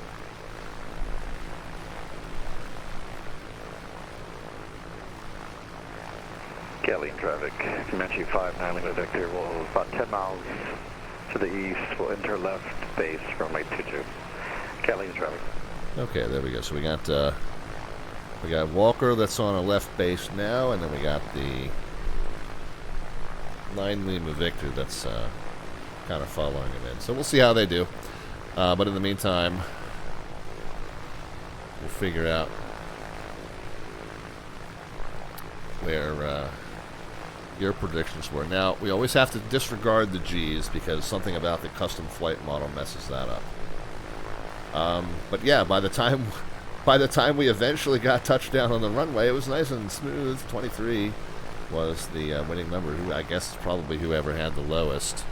So where were you guys in terms of those numbers? 124, 110, 85, 96, 65. It's delay probably going to take it. Yep. Anybody lower than 65? I don't see any. So it looks like it's delay is the winner for the entry into our landing rate raffle. It's not rigged, Kinney. You just lost. KAVX on to, what is today? 13. Alright, so congrats. It's delay. We're going to make that next drawing on February the 23rd. And the guys, if you're new to the channel, we do this every single month on the channel where we get to the end of the month, toward the end of the month at least, and we pull 2 winners out of that landing rate raffle fishbowl. You get an entry if you're the closest predictor into the descent rate. You get a dead-on entry, we'll get you a double. Yeah, dead-on guess will get you a double entry. And then we'll pull 2 names. 2 names out of that fishbowl toward the end of each month, and the winners get their choice of any item off of the Slant Alpha prize vault list, which includes our Slant Alpha t-shirt, ball cap, mouse pad, coffee mug, or tote bag. Or if you don't want any of my garbage, you can choose an electronic gift card to Amazon.com or the Xplane.org store or SimMarket.com. We always say thank you to the folks who contribute to the channel in terms of the subscriptions and the gift subs and the cheer bits and the donations. Guys, the money that we earn on the stream here, this is not a side gig for me. It's certainly not a primary income, but not really even a side income. The money that comes in funds these giveaways that we do every single month. We've also got a number of special giveaways coming up. We got 3, really. First one will be our March Madness Bracket Challenge. So that'll be coming up. We'll give you the details on that probably toward the end of this month. The entries on that start on March the 17th, so we've got some time yet, a little over a month before that gets underway. So we'll give you the detailed information probably right around the beginning of March on that, but you want to stick close to the channel during the month of March for our March Madness Bracket Challenge giveaway. After that, or I'm assuming after that, sometime in that same vicinity, we're going to probably have to do a big giant celebration for 4,000 Twitch followers. We're coming up on 4,000. The profile says I've got it already. It's rounding up right now. There's our arrival, our walker. Ooh, okay, I'm hoping that was not what it looked like on his end. I'm hoping that was a sudden correction in terms of the ground elevation perpetrated by our pilot client or his pilot client. So hopefully that landing looked smoother on his end than it did on ours. Just a discrepancy in the ground elevation between our 2 sims, and sometimes the pilot clients correct that badly. So hopefully it looked nicer on his end than it did on ours. So that's the 3 big giveaways we've got coming up. The bracket challenge, 4,000 Twitch followers, and then at the end of June is our 6-year stream anniversary, our 6th, the conclusion of year 6 of the live stream, beginning of year 7. So we'll do a big giveaway for that. So 3 big giveaways coming up. We got our monthly giveaway with the landing rate raffle winners toward the end of every single month. We got our March Madness bracket. We got 4,000 Twitch follower celebration coming up, and then we've got our 6-year anniversary celebration coming up. Catalina traffic, Comanche 59 Lima Victor in final. Runway 22, Catalina. All right, so we got 59 Lima Victor turned in final. We got the walker behind us. Hopefully he's taxied in at this point, or taxiing in. He might be the one immediately to the right of us there. And then we got our 59er Lima Victor that is on his way. And I'll tell you what, while you guys watch him, I see him. He's on a straight out right now. So we'll watch this one, then we'll take a quick break out of the cockpit for some liquid recycling, and then we'll start leg 2. Leg 2 is going to be a fun one, guys. Leg 2 is going to be an opportunity for us to bob and weave through and around and over a bunch of Bravo, Charlie, and Delta airspace with a SoCal controller logged on the network right now, too. So we'll have somebody to yell at us if we happen to bust their airspace. Oh, there's the, there's the Walker. Or was that? No. That might have been the first guy that arrived before us.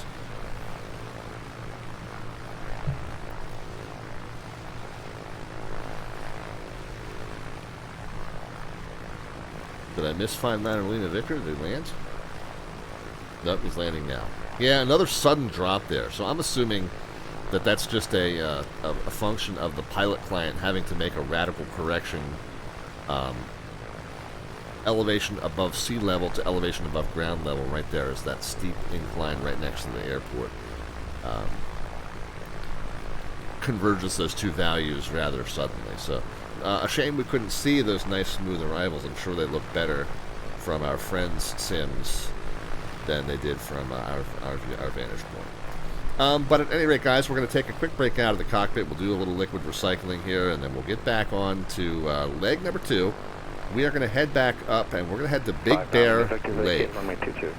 We'll talk about some of the unique procedures there at Big Bear, and we'll talk about the unique route that we're going to take right alongside of those air traffic control zones between now and there. So sit tight, guys. We've got some interesting briefing to do, and then we got some flying to do for you. So we'll be right back live from Studio 5 just outside of Ocean City, Maryland, and as we continue our annual pilgrimage to Lovers Cove and Catalina Island here on the Slant Alpha live stream. Stay tuned, guys.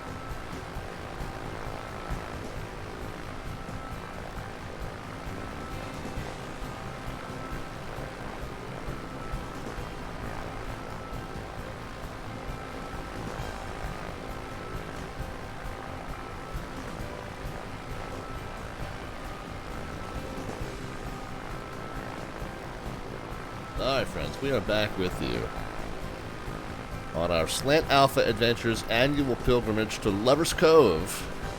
In honor of Valentine's Day, we're out here at Catalina Island and we're getting ready to fly back to the Southern California mainland. We're going to head up to Big Bear Lake. And this is going to be an interesting one. We still do have SoCal approach on. Okay, so we're going to have to get this right. Let me get the map over here. This was the kind of the route that we took to Catalina. I didn't wind up making that right base. I wound up kind of coming more straight in. I'll have to look. I think I may have turned even way further south in the east than this. But I think we did pretty well at following this path. The path that we intend to follow to Big Bear Lake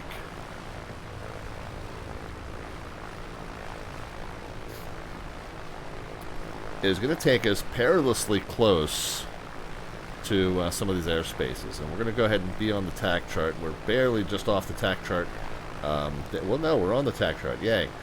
So we'll turn out to the right at departing runway 22, and we'll join this path to the north and east, approximating at 027 bearing as best as we can, or heading as best as we can.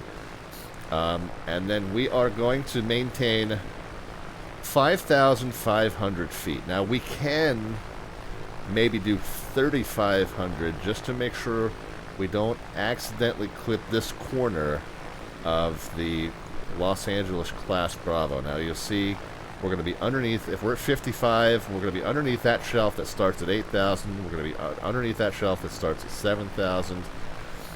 The delta here that surrounds Los Alamitos goes up to 2,500, so we'll be well above that. So we could duck under this shelf. We could stay at 3,500 and then climb after we pass Los Alamitos, or we can stay at 5,500, but we'll just make sure we have to pass to the right of Los Alamitos. We've got Disneyland here. We've got a panel requirement for Disneyland. The panel requirement says that we need to be at least 3,000 above ground level or higher. So again, 3,500 or 5,500, either of those will work fine. So we got the delta that goes to 25. We got the prohibited airspace, the PFR, the permanent flight restriction, at 3,000 AGL. We expect ground level around here is maybe about 100 feet. 36 feet here. Fullerton is 96 feet. So if ground level's somewhere around 100 feet, then as long as we're above 3,100 feet, we're okay. So we'll say 3,500 at a minimum and 5,500 as long as we stay to the south of Los Alamitos and don't clip this corner of this 5,000 foot shelf. Once we get over top of Fullerton Municipal, we'll turn east. Again, we've got a corner here that represents a 4,000 foot shelf. We need to make sure we stay south of that corner if we're going to be at 5,500 by that point. But if we're at 5,500, we'll be well below this 7,000 foot shelf. We'll be below this 8,000 foot shelf. We'll be below this 9,000 foot shelf. But we'll be above this Class Charlie that surrounds Ontario International, which goes up to 5,000 feet. So that's why we need to be at 5,500 prior to us crossing this magenta boundary here. We'll then point ourselves straight toward Chino. Once we pass over Chino, we'll point ourselves straight toward Riverside. Once we pass over Riverside, we'll point ourselves straight toward San Bernardino. At that point, we're going to have to climb and gain some additional altitude. Now, really, as long as we're east of these Bravo shelves, we can kind of climb as much as we want to. But we're going to need to climb and get up over these ridges here. And then Big Bear Lake is just east. The Big Bear Airport is just east of eastern tip of Big Bear Lake. Now, once we get to Big Bear Lake, 2704, so it's a westerly wind.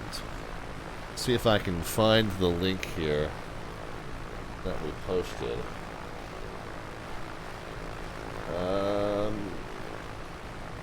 Announcements.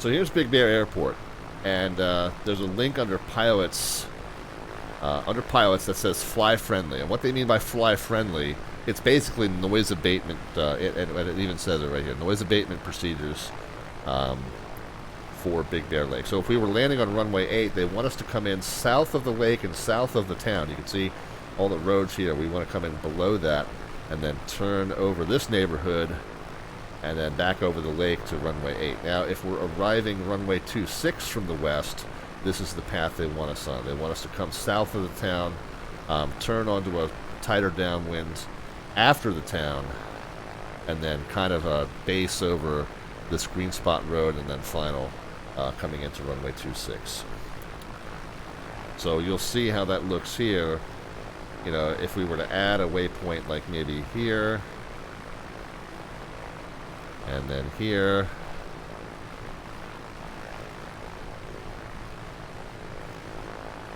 and then we can come into a more sensible downwind here, and then finals here, and then the base turn would be about here. So that's about what they want us to do coming into runway 26. And again, that's at BigBearCityAirport.com. So this is the real-world Big Bear City Airport website. So if you were a real-world pilot flying into Big Bear City Airport, this is the website you would come to for information on, facilities and services, on-field operations, ground transportation, if you needed a rental car. Obviously, we're sim pilots. We don't need any of that stuff. We don't need fuel. We don't need a rental car. But we can, for purposes of realism, we can try to follow the recommended noise abatement pattern entry into runway 26. So that's what we're going to do. Kitty Mosh is going to get up tomorrow, so he's going to bail on us as well. But anyway, so that's the plan. And again, the big deal for us is really going to be adhering to these airspace boundaries, making sure that we don't clip this corner of the shelf unless we elect to stay below 5,000 feet. But we still have to be above this delta. We still have to be above this prohibited airspace, or special. I'm not even sure what you would call that. It's not really prohibited. It's not a P or an R designation. Special use airspace, or what would that technically be called? I think PFR, permanent flight restriction. But anyway. But anyway, so we'll have to watch this corner if we are on the south side of these airports at Los Alamitos, runways rather, at Los Alamitos, we'll be fine. And then we have to watch this corner here. We just have to be careful if we're crossing over Fullerton. Even though this says 059er, we probably want to kind of stay out a little bit for the first 4 miles, maybe a 074 for the first 4 miles, and then turn up toward Chino. That way we're not making sure that we're not clipping this 4,000 to 10,000 foot shelf here as they come into Los Angeles. Would it be considered private airspace? Well, private sounds more like it's not like it's owned by someone. I don't know if you would call it private airspace. I don't think there's a such thing as private airspace. But in terms of what the FAA designates it, I would. What do they call it? Is it a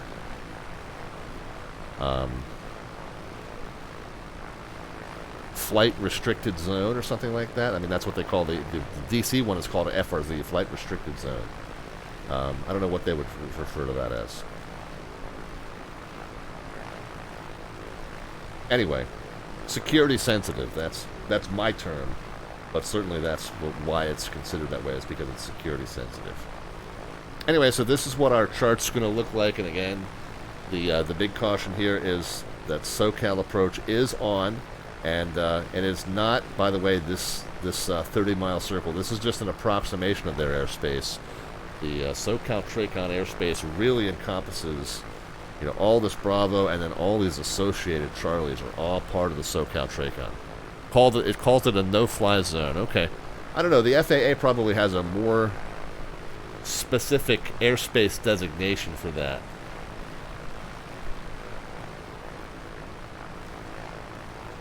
flight restricted zone seems to be kind of in the ballpark, something along those lines. Anyway, I'm not going to stress over it. The idea is we're not going to buzz it at less than 3,000. Anyway, so we got some friends that are getting ready to fly along with us. Let's go ahead and get back into the aircraft and get ready to get flying. Shall we? We will take things from the top. We did not do a full shutdown. We're going to just take leg 2 from engine already running. So I think first thing we will do is we'll get on here and we'll get our flight plan filed. We are VFR, we are KAVX, we are going to K, I'm sorry, we're not going to K anything, we're going to L35. Alternate, if we have any issues, we'll turn around and land at Ontario International. Departure time, I think probably 20 after. So what's it now? 0220. Time en route we think is going to be 045. Good Fixins is asking about the Curse. Well, we thought maybe Good Fixins. We had 2 manifestations of a potential curse. Call it 7,500 because we are going to be 5,500 for most of it, but then we'll have to climb up at the end. And then we got two letters to change in the routing. Actually, let's call it northeast bound. So we'll go ahead and get that filed. And now that he's mentioned, no, we actually did, Dr. Monocle and Good Fixins, we actually did have 2 possible manifestations of the curse. The first one was that prior to the stream going live, we had multiple friends that had posted today that the SIM update was causing some crash to desktop issues. Now, knock on wood, we have not had anything like that. You hush.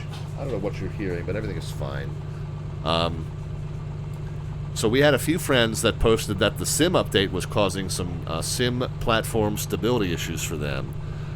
Normally, if one person says that, I chalk it up to they have some sort of an add-on that's being a conflict. But when multiple people say it in my circle, that tells me, oh, there might be something to it. Now, knock on wood, we have not had any signs of any SIM instability, but who knows, right? So that was my omen. The only issue that we had on the flight in was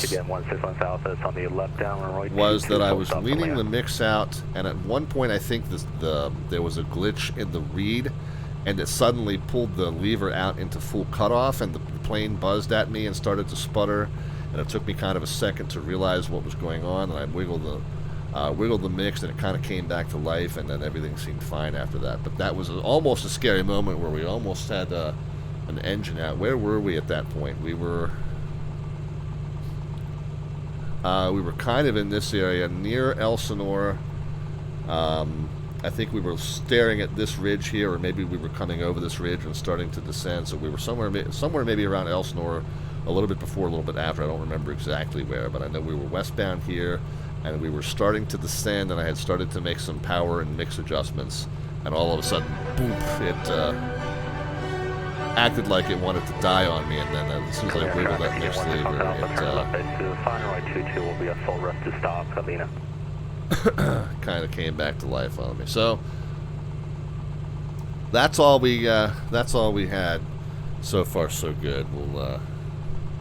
We'll keep our fingers crossed that those are the only manifestations of the curse. What we got in here, okay? Luke Ayla with the raid. Thank you so much. We completely appreciate this continued support of the channel. Thank you very much and welcome. For those of you who have just joined, we are at Catalina Island. We make an annual pilgrimage on this channel out to Lovers Cove at Catalina Island for Valentine's Day. So that's our flight today. We have what we call the Catalina Curse. We often experience these little weird glitches in the sim when we come out to Catalina. So fortunately today we haven't had too many issues in terms of a manifestation of the Catalina Curse on us. Last time we raided, we were at KAVX as well. Well, that would have been some time ago, unless it was like a year ago. But don't come to Avalon terribly often. Traffic, even 161 Alpha, we are clear on way 22, but anyway, regardless of when it was, we certainly do appreciate it and your continued support. So thank you so much for that. Those of you who are new to the channel, we are mostly a general aviation flying channel. We typically fly for you Mondays, Wednesdays, and Fridays at 7 p.m. U.S. Eastern Time. We're a little bit off schedule this week because tonight for Valentine's Day I'm hanging out with you guys. Tomorrow for Valentine's Day I'm hanging out with somebody much prettier. So, sorry. But yeah, so we're on Tuesday this week, and then we'll be off tomorrow. We'll be back on our normal cycle on Friday. It's not Isaiah. L35 is Big Bear Lake. And I've already gone through the entire flight briefing about Big Bear Lake, so I'm not going to go over and repeat all of that information. But Big Bear Lake, just to the north and east of the SoCal area, a very interesting arrival procedure that is on the real-world Big Bear Lake Airport website. So that's where we're heading up to for leg number 2.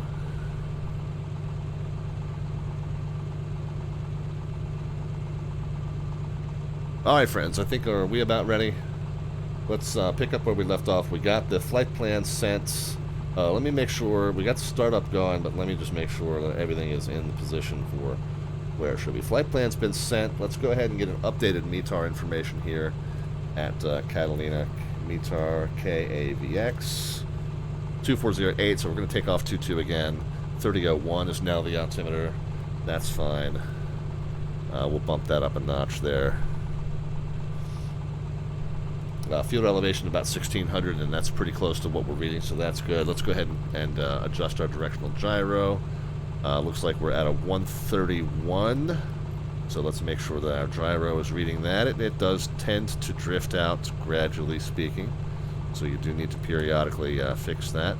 We got the arrow pointed to 22, which is close enough to runway heading. Let's go ahead and set our trim back to neutral. Go ahead and set our flaps to notch number 1 there for departure. There we go. What else do we need to do, guys? There's no clearance to obtain. We're VFR. We're at a non-towered field. Squawk and transponders already set. 1200 and mode Charlie is already set. The nav and ADF tuners that we need to set. Flight controls were already checked. Flaps are now set to none. Number 1. Trim, neutral, oil, and cylinder head temps are in the greens. Taxi routing we know is going to be basically just over our left shoulder there to runway 22. And I think we are good. Parking brake comes off. Do a brake check, and we are good. Catalina traffic. Comanche 514 Delta Victor taxi out runway 22, Catalina. Now let's do our best not to run over the ramp agent here. Whoops, whoops, whoops. Got the throttle back a little on the low side. Started to sputter a little bit. But we are good.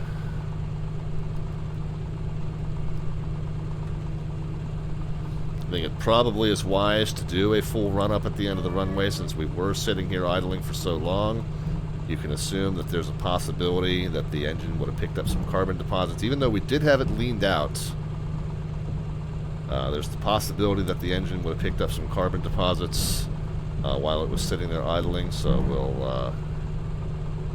we'll make sure we check that. Now, also, while we're doing our prop lever check, I'm going to have the power up, but I'll still have the mixed lean. That'll be an opportunity maybe to burn off a few of those carbon deposits before we do the mag check, so that might kind of help us a little bit. Man, this thing's squeaky.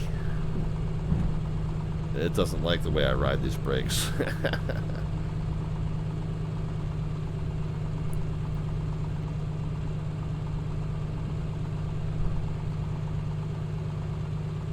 Alright.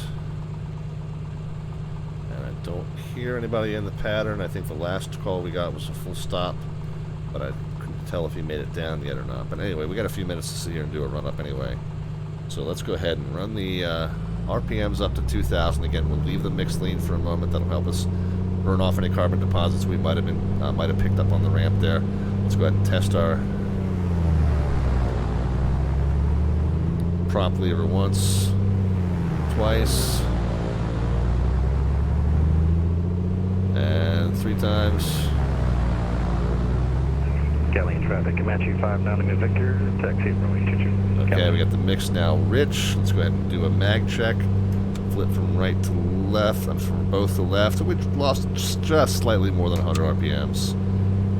and then back to both, watch it recover. Now 2 clicks down, just less than 100 RPMs, and then back to both. Let's do a carb heat check, make sure that there's an RPM loss there, and we are good to go.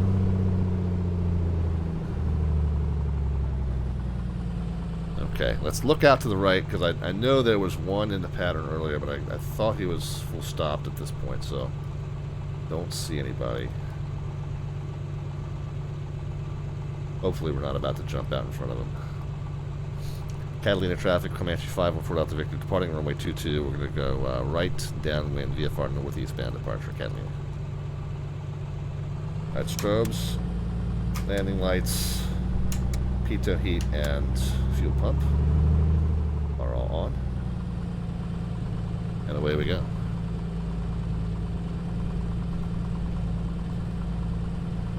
Temps and pressures all looking good. Get lined up. We got our takeoff power set.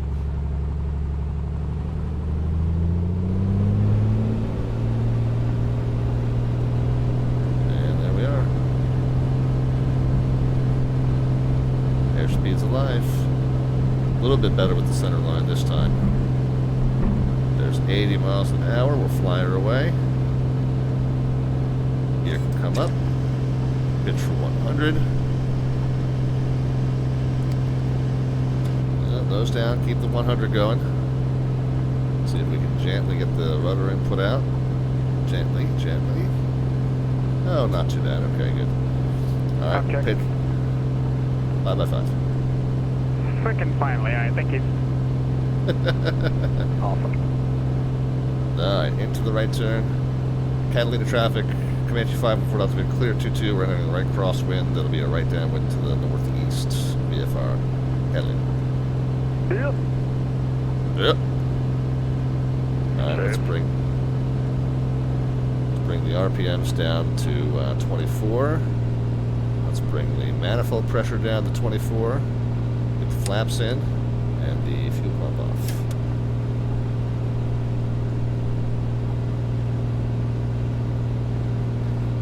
Ooh, and all of a sudden, man, we are Catalina traffic, Comanche 590 Victor taking over me 22. staring at a nice big cloud burst here, nice big cloud bank. Alright, that's going to complicate matters too then. Let's, instead of turning out all the way to the northeast then, and I don't think it's going to be safe to try and duck under. Probably going to get ourselves in trouble if we try and go over, but we'll do that. We're pitched for 110. RPMs at 24. Manifold back up to 24. Mix can be leaned slightly, but we know we don't want to overlean in the climb while we're still at fairly high power.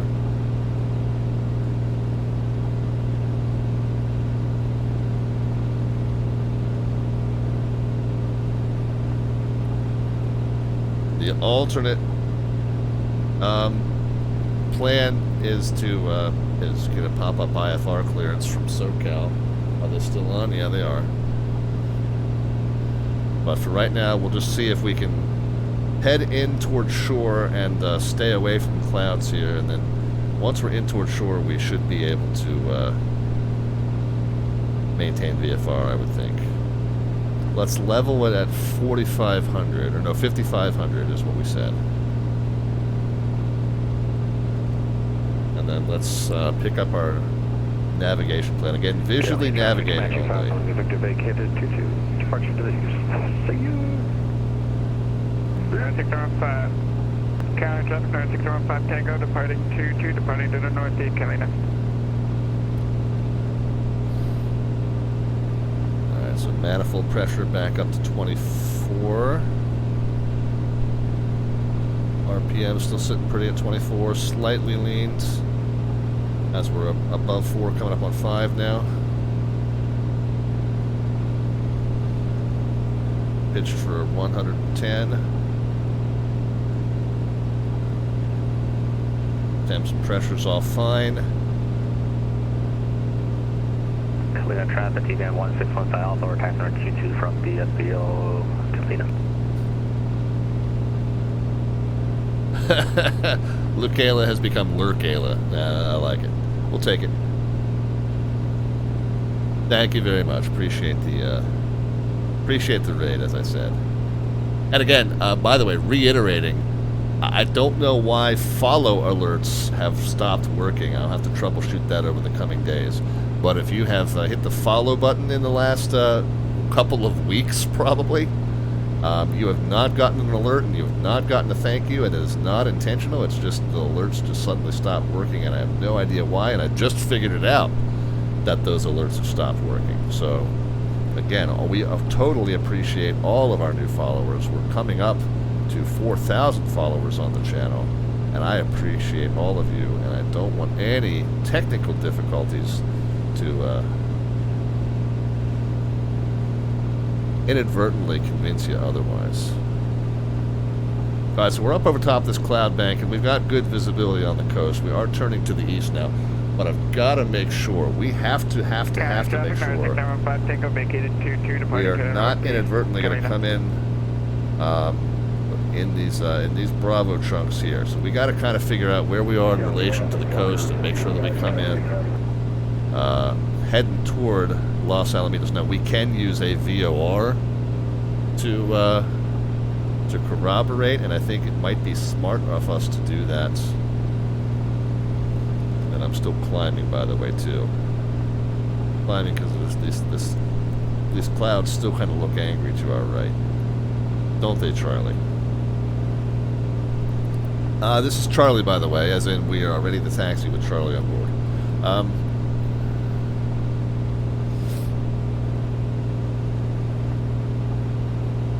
Let us make sure that if we're going to come into this VOR, and we got a 5,000 foot shelf out here, we got to be really careful, guys.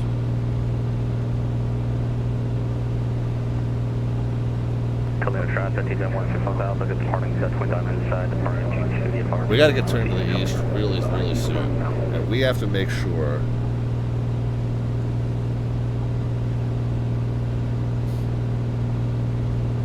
what's this VOR? This is SLI.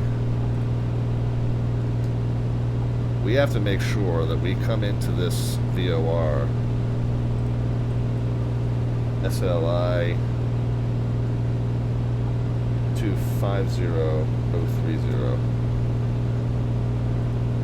SLI. So we got to set a 250. We got to make sure that we stay. Man, we can't even do that, can we?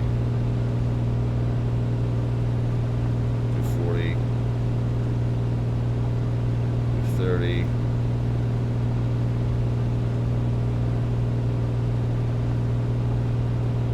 220. Yeah, we got to make sure we come in on a SLI 220 or lower. Otherwise, we're probably trampling all over that western shelf of the Bravo right now.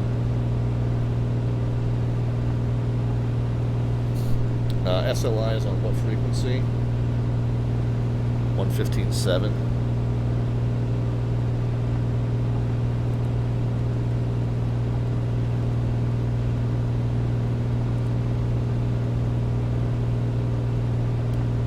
Distance is 23 miles. What do we need the radial to be? Catalina Curse, TVM 161,000 on the 220, so that's a 040. Yeah, and we're left of it. We need to get right of it.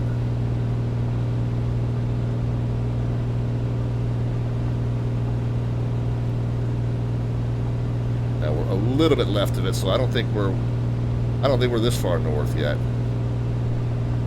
And we're 20 miles, so we're coming into this 8,000 foot shelf. But we're above 8,000 feet now. Okay, well, we're in trouble no matter what we do here, guys.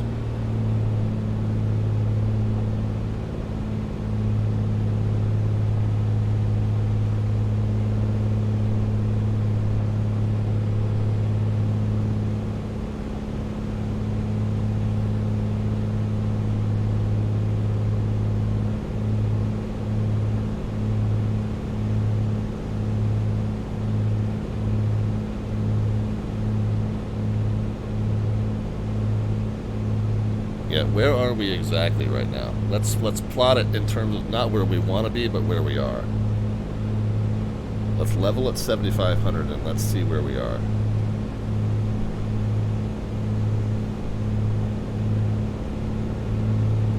Two, 22, leaned out to 14 gallons, down to 7,500.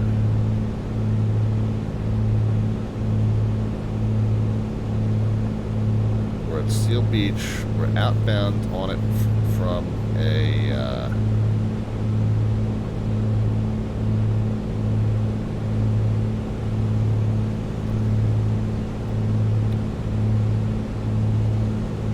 a 033 and 21. I'm sorry, no, at 2. Yeah, no, we should flip that around. At 213.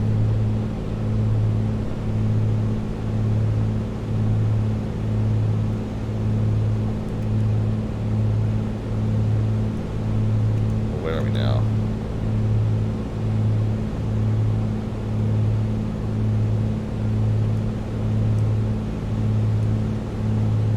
At 219 and 21.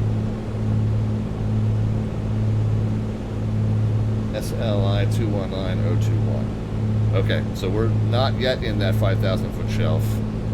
And I guess as of right now, we're not in that 8,000 foot shelf, although we might have been.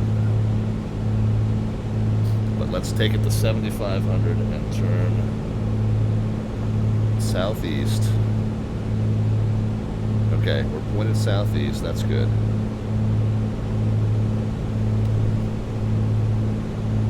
Now that it looks like we can safely descend.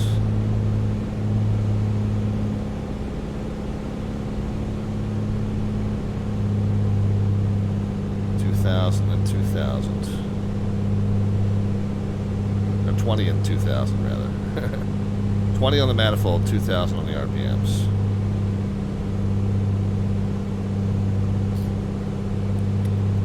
Where are we now? We're outbound from Seal Beach on a 221 miles.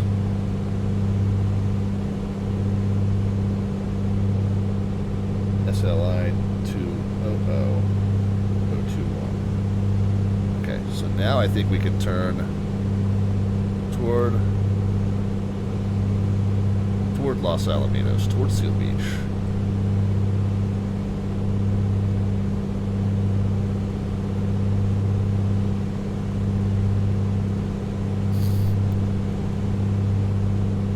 Yeah, we do have a gap in the clouds that way.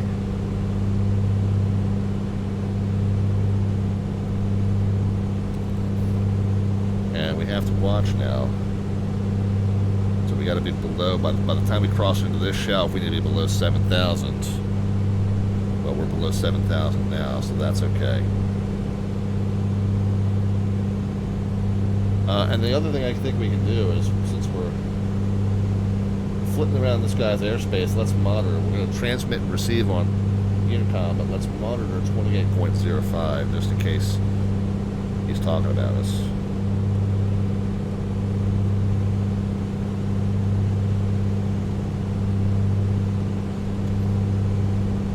Swap that in. So we're transmitting and receiving on COM 2, but we're monitoring on COM 1 also.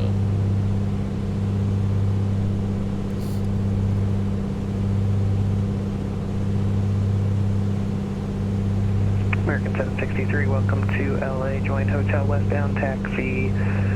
Hotel Okay, so 5 we're now from outbound. right into the ramp. Good night. We're now outbound from it on a 1. There's a 190, 89, 88, 87, 86, 186, and we'll call it 17 miles.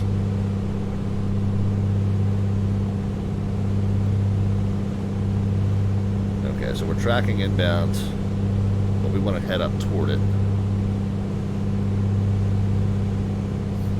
And we can get back to 5,500, and I think we'll be okay from here on out.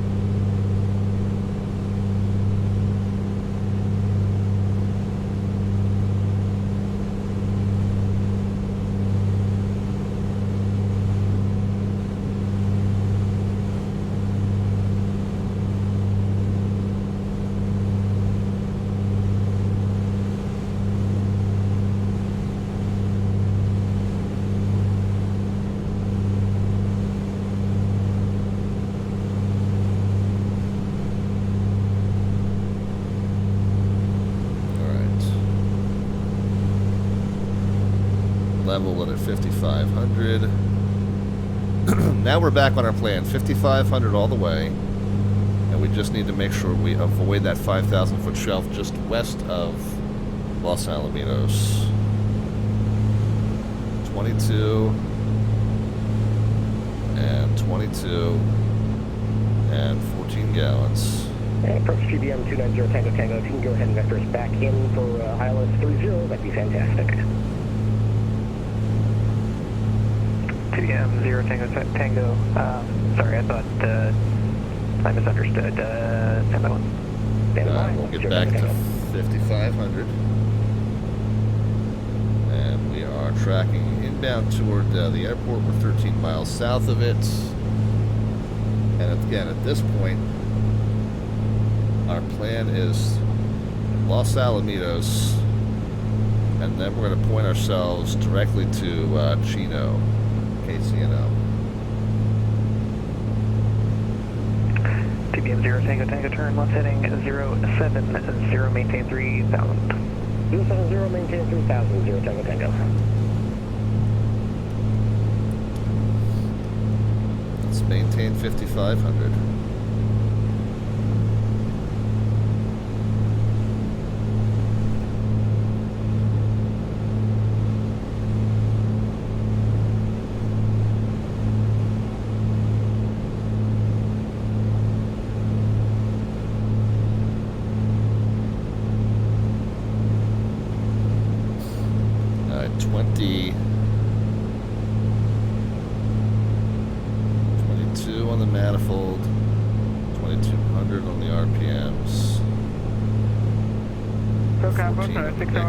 Tango 15 miles south of Los Alamos Airport, 5,500, request flight following.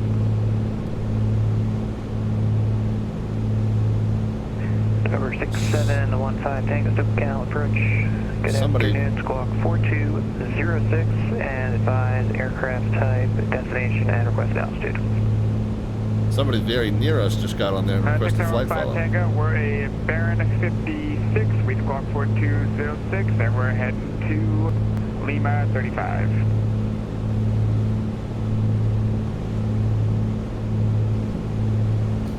One of our flying companions there. Alright, so we are gonna stay east of the Los Alamitos. VOR, welcome. This is track 15 Tango. Is that this right here? Yeah, I'm going to call that, that's probably that right there. So I'm going to turn slightly to the right, but what's the bearing that we want? Traffic at your 11:30, 12 o'clock, 5 miles, altitude indicates 5,600 on verified type unknown. Yeah, that'll be me. on the traffic, TBM 29 Tango Tango.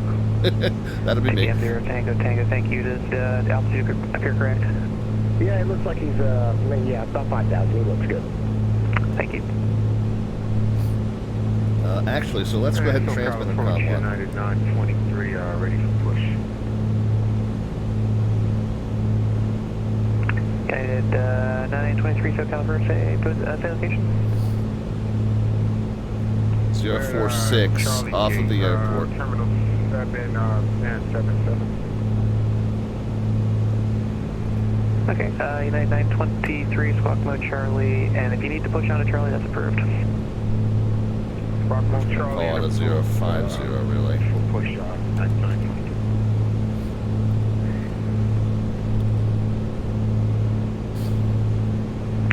TBM 0 Tango Tango, turn left heading 030. 030, 0 Tango Tango. SoCal, Cherokee, yeah, Comanche 514 Delta Victor VFR request.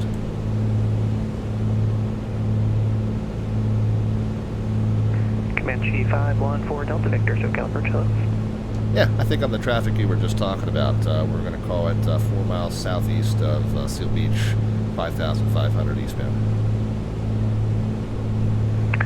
Comanche 4 Delta Victor, squawk 0271, and when able to say destination and requested altitude. We're 0271 on the squawk. We are a Papa Alpha 24 Slant Alpha 5,500 to Big Bear Lima 35.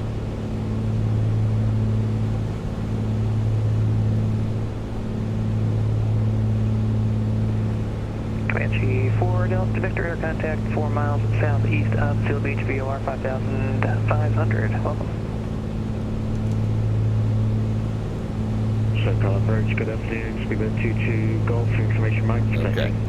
So we've passed Tango 4 miles south from of Seal Gunny Beach turn again. on left Remember, heading we 320 needed to maintain pass south of that airport because we didn't want to clip this Bravo airspace that we weren't cleared into, and we're still not cleared into. So now we're going to follow about a 050 for 24 miles, and we're going to look for this Chino airport. We're going to make sure there's a lot of airports that have 2 parallel runways here. We're going to make sure we're looking at the right one. We're going to make sure we see 2 parallel runways and a diagonal crossing there.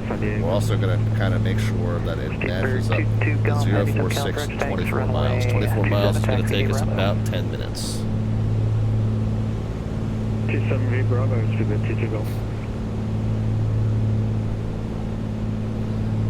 And by the way, if we are headed toward Chino and we see this big ridge coming up to our right, we're going to kind of be pointing a little bit left of that. Tango, circle left turn heading 270, rejoin. 270 for rejoin, 0 Tango.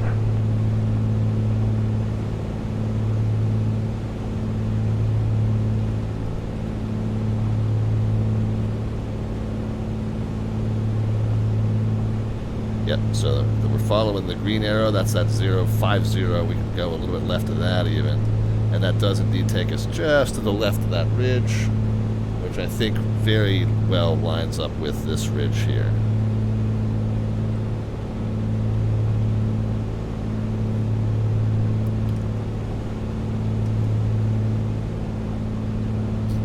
Alright, so we're 5,500, 22 on the manifold, 22 on the RPMs. Just shy of 22 on the manifold. Just ahead of 14 on the mix.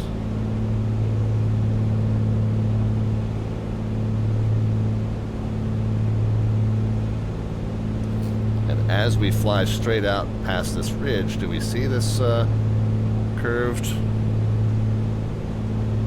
water feature? 0 Tango, wind 1903, runway 30, clear to land. That'd be this, maybe? 30, I think we're seeing this here. So our airport's kind of to the left of that.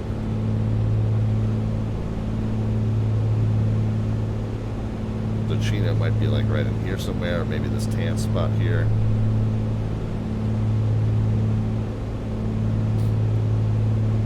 I am actually flying about 10 degrees left of course where I think I am. Look at this. You do have to periodically, if I'm banging at 050 exactly, look at this. I'm flying more of a 04, maybe a 045.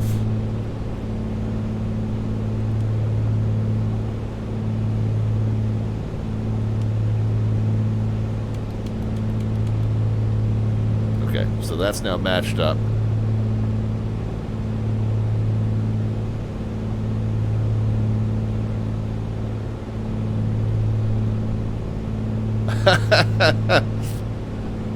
Mr. Rogers is here. He says, I definitely mistook the L35 airport ID in the title as an aircraft ID. I was confused when I heard prop noises. Yeah, we're in the Comanche. We're going to Big Bear Lake. Way up yonder, north and east. We got their actual real-world website here that kind of shows the noise abatement approach path that they want you to take. So that is what we're going to plan to do.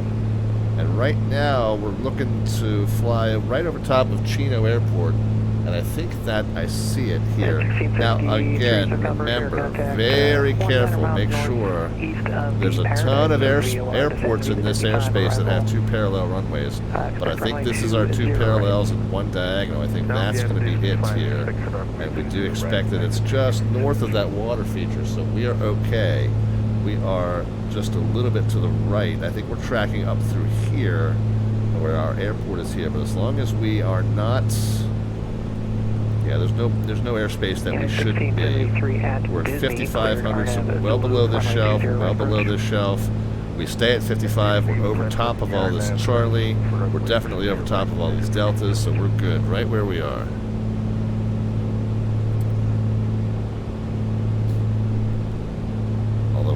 we are climbing. Now that I say that, I've just found that we're climbing it through 6,000. So we'll bring it back to 55. But I would say this is definitely our Chino airport here. TPM 0 Tango Tango, welcome to Long Beach, taxi to parking. Now, once we pass Chino, our next plan was to pass over this riverside. United 923. And then San Bernardino. Heavy runway 25 right, taxi via Bravo. So east of Chino, we should turn to a 087, 10 miles, and see this Riverside Airport. So let's make sure that we do that. Again, not so much because we need to fly directly over airports all day, but just as a means of, like, I know exactly where I am. Traffic should be a factor now. It's moving pretty quick. Alright, roger that. We'll be looking for that 25 right. Too far right. And we did kind of get disoriented.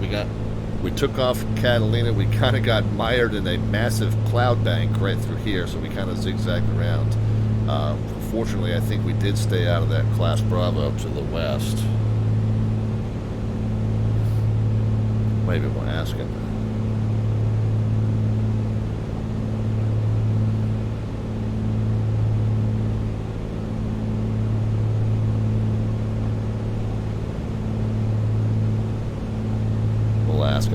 But once we get over top of Chino, again, just to ensure that we are certain about our location, we will turn east. We will go 10 miles on the 087. We'll fly over top of Riverside, and again, that will just be our means of knowing without having to cheat and use VOR navigation. Baron 15 Tango, showing a primary target only at about your 8 o'clock at less than a mile, altitude unknown and type unknown. Yep, I have him in sight, 15 Tango. 15 Tango, run. Speedbird 22 Golf, ready to go 27. Speedbird 22 Golf, heavy wind 290 Okay, so at 5. coming over top of Chino, it's a 087 for 10 miles. So there's 090 and a couple clicks down to 087. If we compare to the water feature that runs through here, looks like it's to the south of the water feature, I guess.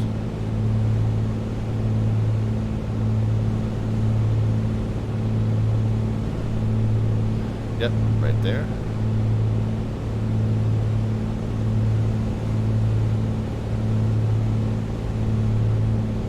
Looks like we got some traffic up ahead.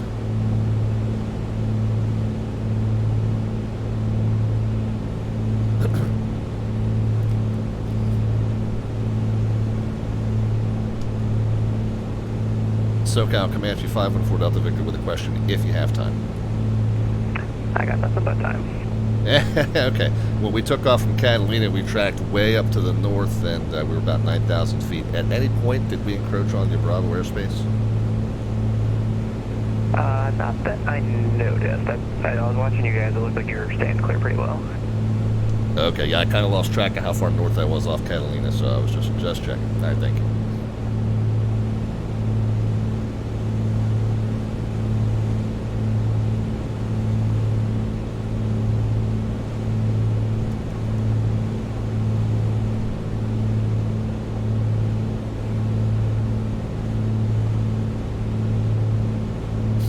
So we're back at the 55, and we're coming up on, this is the Riverside. It's called Riverside, and it's by the side of the river. I don't know where the name came from, but those two facts are coincidental, I'm sure. I also, Southern California goes through these periods. I feel like this scenery was generated when there was a lot more water running through this area than there probably is now. Although, I guess recently they had just a torrential downpour for like days non-stop, so maybe they just filled back up to this level. I don't know. Took approaching. Good evening, November 172 Sierra Bravo. Is in San Diego to FBO signature. Parking requesting VFR clearance to Burbank Airport. Has the information, Mike. Alright, so once we get to Riverside again, two parallel runways. It's at the Burbank. Although I guess that was probably a parallel runway and a taxiway, and then a little crossing runway here on the west end of it. And then let's just kind of peek up to the left. We should see a 3,200 foot Flabob. I love the name of that Flabob airport. Just up to the left by about 3.5, maybe 4 miles. Departure is this frequency, squawk 5153. So let's kind of peek for that, see if we can spot it. Clear to San Diego, Quest Bravo airspace, squawks 5153, number 172 Bravo. Just on the other side of the river there, so like maybe right in here. I don't 100% know that I see it. Correct. Are you ready to taxi now? Oh, they say that Flabob, and it is there's a DC3 base there called the Flabob Express. That's cool. Yeah, I've never heard of that one. Mr. Rogers, Bravo, just give me a call back when you're ready to taxi. I have to confess ignorance on that one. We report when we're for taxi, 172 Bravo. It certainly looks like it could be in this complex here, although I don't see anything that's jumping out at me as definitely a runway. Yeah, like go for runway. But certainly some good candidates right along in that area somewhere. Oh, up, yeah, I see it, right then, yeah. 3 miles port side. That looks like it right there. Airport side, 1673, cleared, visual approach, runway 20 right. Crossing over top of Riverside, we're going to do 039er for 14 miles. And we should be aiming for this giant 10,000 foot runway called San Bernardino. And out past that to the right, there should be another 4,500 footer called Redlands. San Bernardino ought to be an easy spot here. We're going to turn to a 039, fly for 14 miles. It should be pretty darn unmistakable. One would think.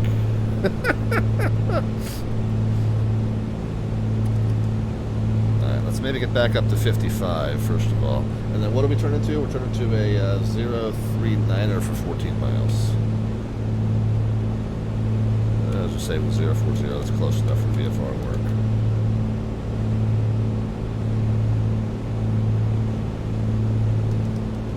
Keep that tiny little...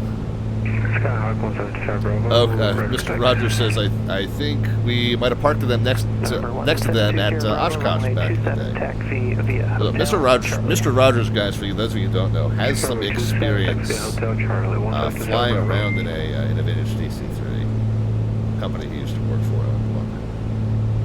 Pretty cool experience. Speedbird 22 Golf, passing 7,500. Speedbird 22 Golf, radar contact, climb, maintain 1. And Mr. Rogers, I assume by saying that I'm not saying too much. Speedbird 22 Golf.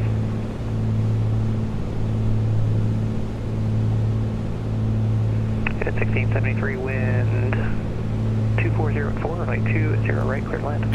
Fair enough. Just checking, man, just checking.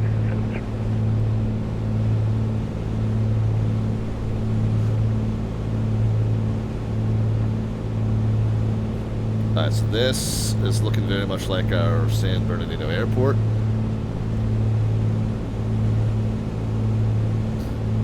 And once we pass over that, and we'll peek out to the east and make sure we see the Redlands Municipal also, just to make sure we're not pointed at the wrong one.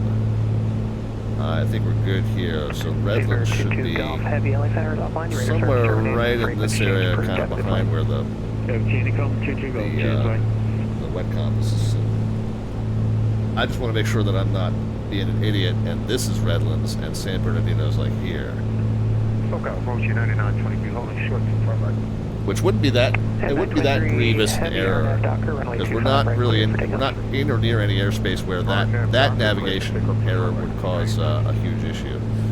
But just for my own edification, I do want to make sure I'm kind of looking at the right thing. This, I would say that's much more the appearance of a 12,000 footer, or 10,000 footer, and then the 4,500 footer kind of ahead to the right here. Here maybe.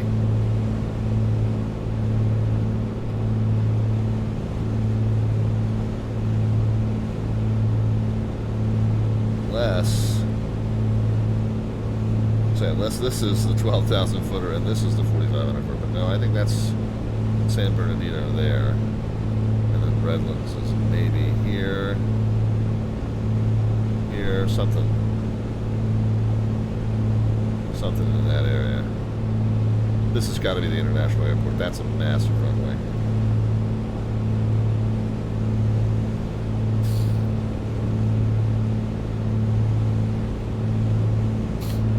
Alright, 050 for 21 miles, and then there's our destination. However, we are going to have to chop it up to a higher altitude here.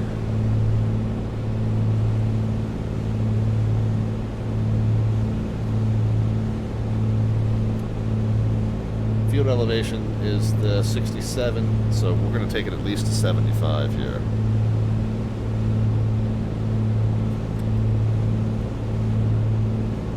SoCal, Cherokee 514 Delta Victor. 514 Delta Victor, SoCal approach. Yeah, just for your planning purposes, we're going to be in a VFR climb up to about 8,000 for terrain. Cherokee 4 Delta Victor, roger, VFR altitude at your discretion. If I said Cherokee, I meant Comanche. I guess it's just a faster Cherokee, really.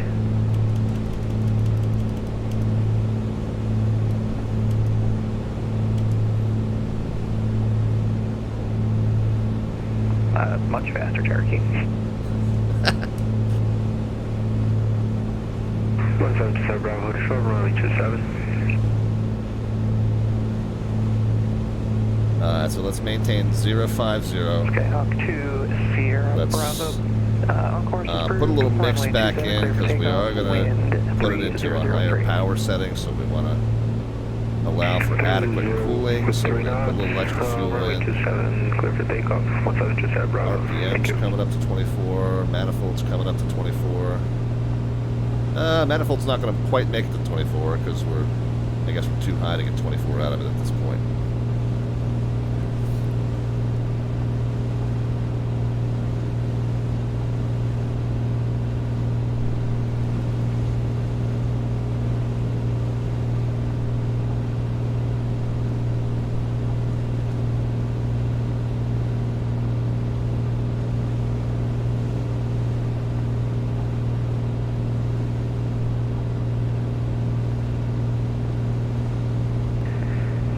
Baron 6715 Tango, you're going to be leaving my airspace here. The only traffic in the area of Big Bear is indicating 17,500, 5 miles north of the field. Squawk maintain VFR, frequency change approved.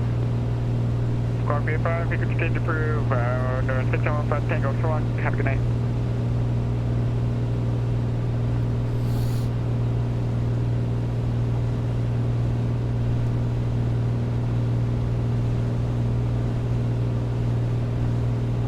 Alright, friends. Comanche 4 Delta Victor, you're going to be leaving my airspace here shortly. Primary target at your 12 o'clock and 4 miles. Baron also going to Big Bear, 12 o'clock and 8 miles. No other, and one target, 17,500, 5 miles north of Big Bear Airport. Squawk and maintain VFR, frequency change approved. I have squawk and maintain VFR, frequency change approved. We want to look out for that traffic. Thanks, 514 Delta Victor. See you.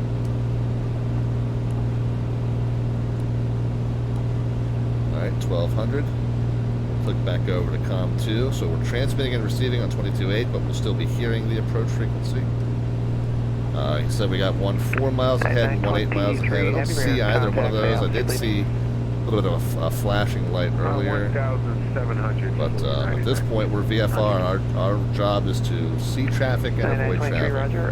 Turn left heading 235. Flight following services are great to just kind of clue you into the possibility that traffic might be nearby, but it's really, as a VFR pilot, it's your job to make sure you stay away from them.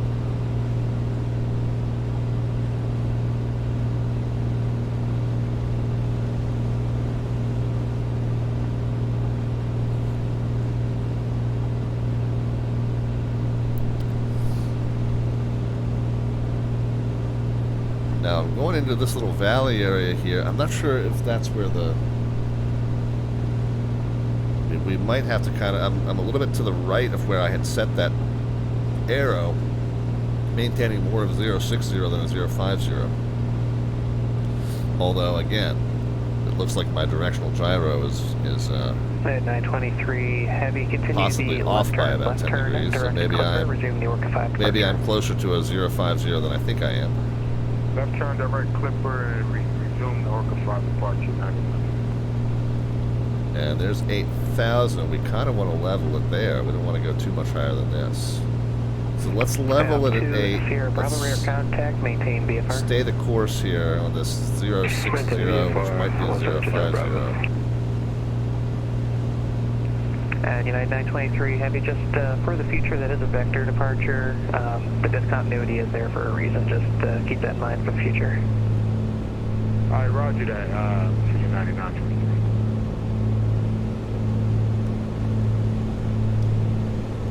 Alright, so back down to 22 on the RPMs. 22 on the manifold's really all we're getting anyway because of the altitude. We can go ahead and lean it back out to 14 on the gallons per hour, just as a leaned but still kind of higher power setting. You can go more economy than 14. 14 is kind of a higher power setting, which I am happy to use to get a little extra speed out of it because I'm not paying for the fuel. Let's just do this. Let's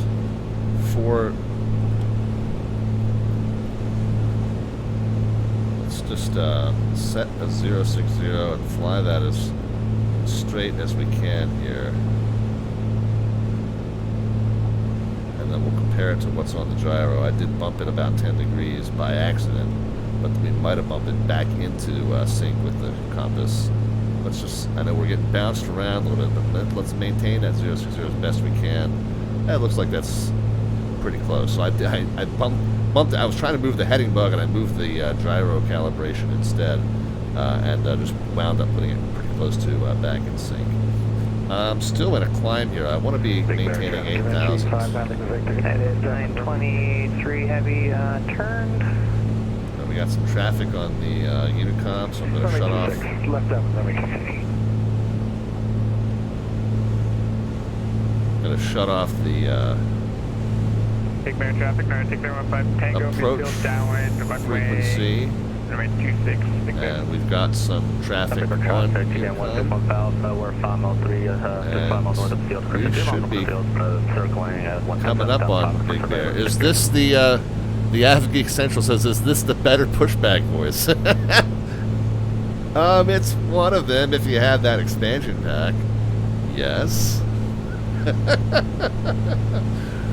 So cool to be recognized. No autographs, please. My fuel elevation is 6752, so we'll say 68. So 78 would make a reasonable pattern.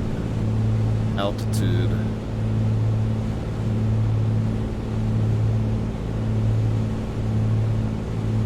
Big Bear traffic, 965 Tango, turning base to final 26, Big Bear. I feel like we should be kind of coming into it here.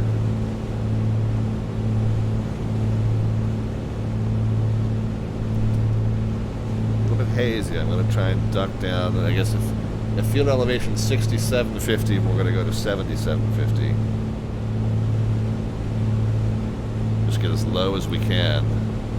And then I'm going to turn and follow this valley. I wonder if I've come in one valley to the south. Like, I wonder if I am accidentally following this valley here. Let's go to World VFR. Because I feel like we should be coming into it, but I'm not seeing it. I think we might need to be one ridge further north here.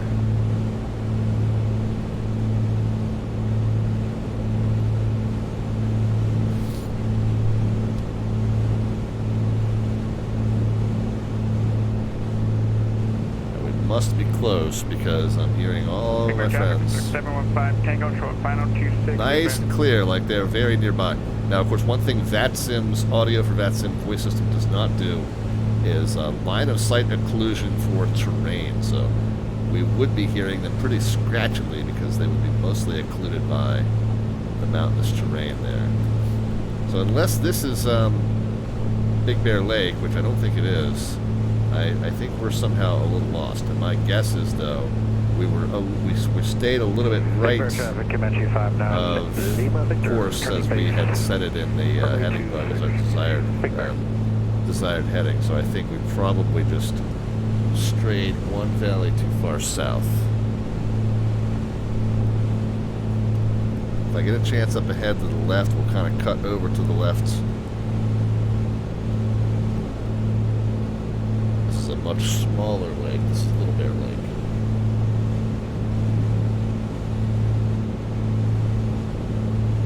Big Bear traffic, no, 675 Tango vacated left on 26, looking for a parking spot for all Big Bear.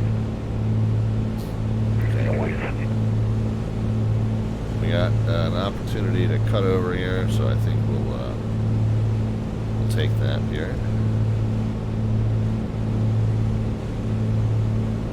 Big Bear traffic, Comanche 5, now in the Victor, short final runway 26, Big Bear.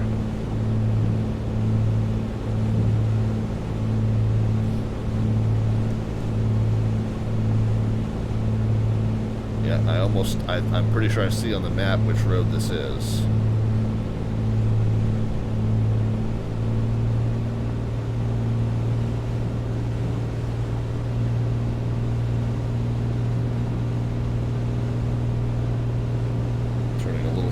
Turning a little too wide to make the turn here.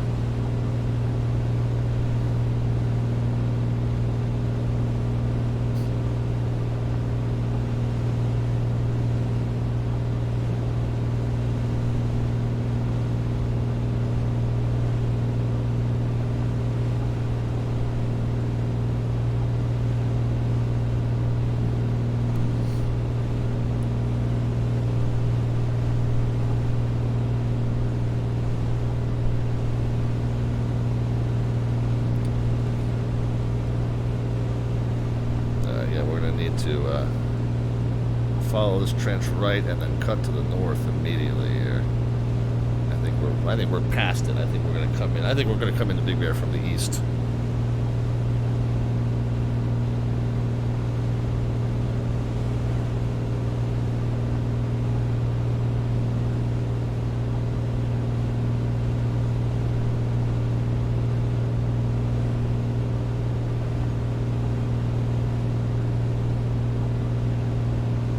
Big Bear traffic, Comanche 5, now the Victor, vacated left, runway 26.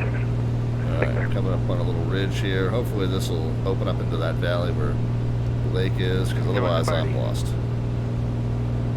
Woohoo! Here you go left. Yep, left.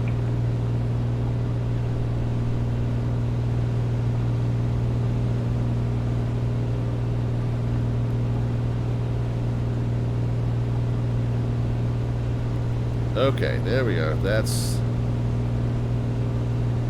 our Big Bear Lake. Now, if we're approaching 26 from the east, what does it want us to do? Big Bear traffic, DDM 161 Alpha. We're still like 1 cent down 500 feet over the field orbiting surveillance in the area, Big Bear. How's that surveillance going? Well, I'm watching you. Better keep the pants on. Oh, well, why?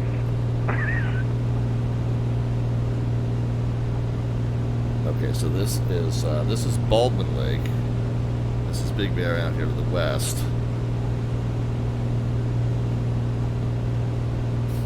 So we're going to join Baldwin Lake and then a left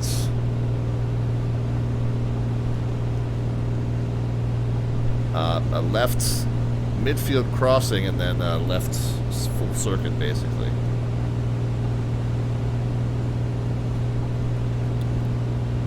Alright, so let's start backing power down here.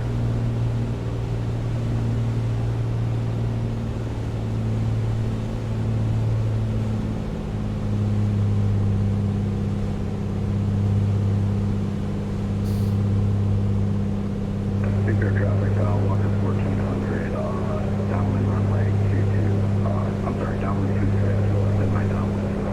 We're 6,700, so we want to go to 7,700. Big Bear traffic, Comanche 514 Delta Victor's over top of Baldwin Lake over to the east. We're going to enter a midfield crossing north to south and then a left downwind to runway 26, Big Bear.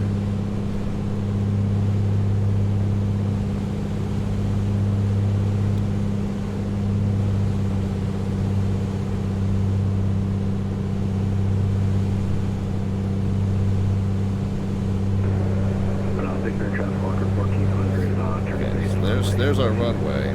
We could kind of just bang us straight in. They don't want us to do that. They want us to come in north of it. They want to cross midfield and then join a downwind base and final. So let's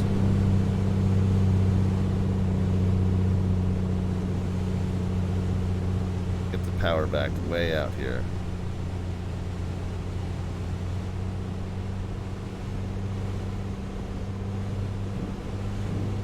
We gotta get slowed down.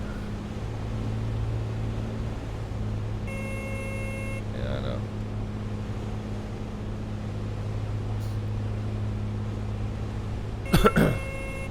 I know.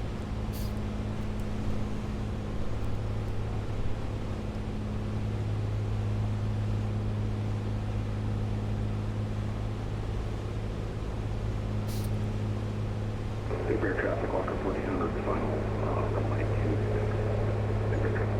Okay, so he's somewhere right off my left wing coming straight into runway 26. Big Bear traffic, Comanche 514 out to Victor's about a mile north of the field. We're going to do north to south midfield crossing 8,000, then join a left downwind runway 26, Big Bear. Alright guys, let's start getting some predictions into the chat regarding the vertical descent rate upon touchdown.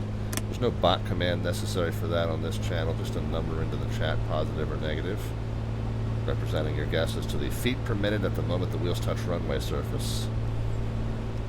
Closest predictor will get an automatic entry into our monthly landing rate raffle, and the next drawing for that will be on February the 23rd. So we should have somebody landing underneath of us here, the Walker. Don't see him. Maybe he's already down. But we don't want to turn any farther out than like the edge of town here. Oh, I see him. I see him right off the left wing.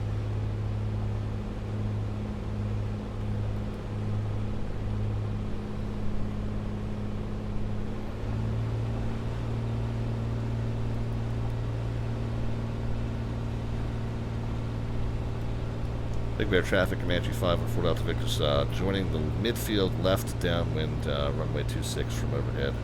We got the landing traffic in sight, Big Bear.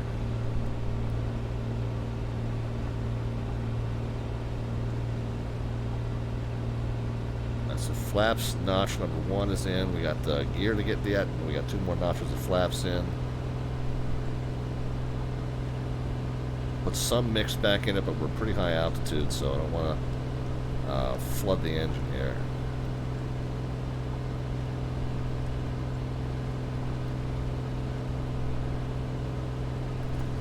We'll turn basically parallel with that road. Keep the predictions coming, guys.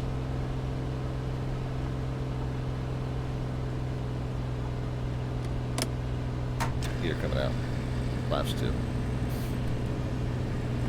Big Bear traffic, Comanche 514 Delta Victor's joining left downwind to left base, runway 26, Big Bear.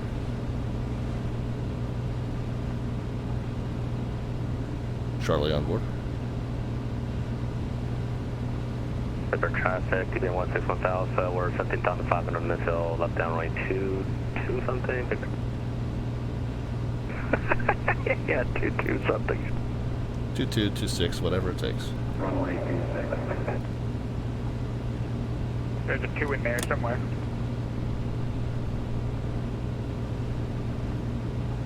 John's old enough to know the movie reference I just made. I am.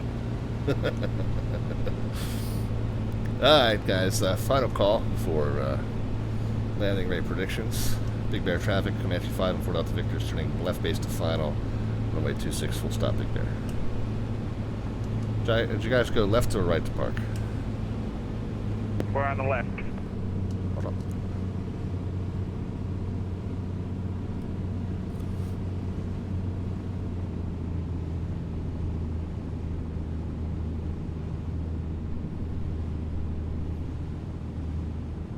carrying some extra speed, but we can probably get that sorted out. Victor traffic, TBN 161 Alpha is on the high left base to final right 22 and the start descent, Victor.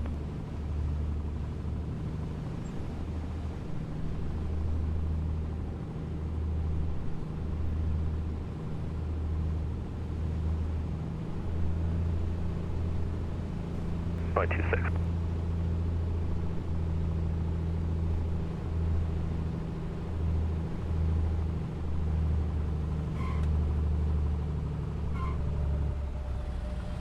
Again, a little floaty. But of course we had that kind of big hump in the runway. It kind of came up to us, so I was trying to mitigate for that a little bit.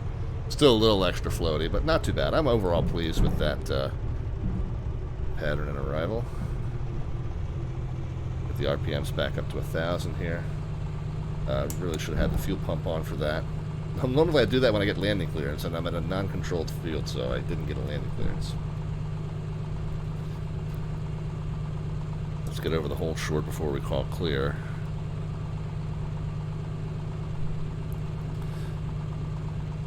Big Bear traffic, Comanche 5 and 4 Delta Victor is clear, runway 26 on the south side pad. I'm going to GA parking, Big Bear. Meow. Woof. Meow. Strobe's landing, fuel pump, and pitot heat off. Flaps can be stowed.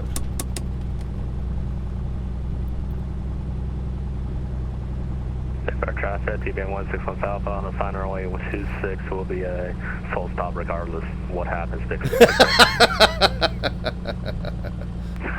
One way or the other is done. You can always go around, except now. Now I'm committed. Should be committed.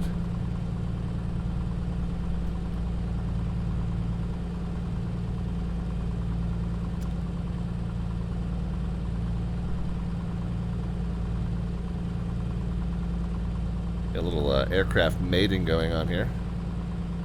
Kids, cover your eyes.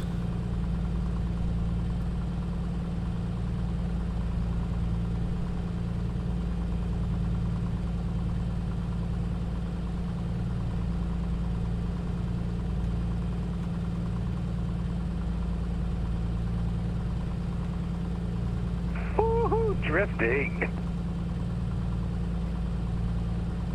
Alright, parking brake is on. Let's get the throttles down to 1,000. Mix leaned out to the point where it starts to drop. There we are. And let's double check that we got everything on the taxi in. Flaps were stowed. Strobe, landing, pitot, and fuel pump. Throttle and lean. Parking brake set. We'll check on the fuel and ETA here at the end. We'll go ahead and continue the shutdown. I'm going to go ahead and take out the COM 1, NAV 1, COM 2, NAV 2. Transponder can be turned off. ADF can be turned off. Additional avionics can be turned off. We'll do a real quick live mag check. We're going to run the RPMs up to about 1,500. We're just going to blip the mags, make sure that that does indeed kill power to the engines. Okay, yep, it did. So we'll take that back down to 1,000. Actually, we can take the throttle all the way out now, and mixture cut off, and that should go ahead and stop it. We'll take the magneto switch the rest of the way out. Prop lever can come out. Let's see, mags. Yeah, we did. Nav and beacon lights can come off. The battery switch can come off, and the fuel selector switches can come off. We can go ahead and get the control lock back on, and we'll go ahead and pop the door if I can reach it through Charlie's giant head here. There's a door latch, Charlie. There we go. Pop the door, and we'll go ahead and make our way out. So we do need to get the tab here. Let's go ahead and kick Charlie out, and then we'll start our post-flight walk around. Yeah, we're not doing a full inspection here. We are just going to get the Tie down's back in place. Pitot cover back in place. Chock's back in place.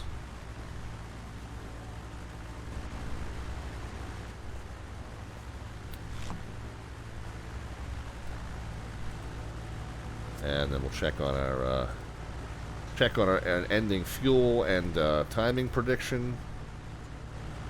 And then we will. Where's that rear tie down?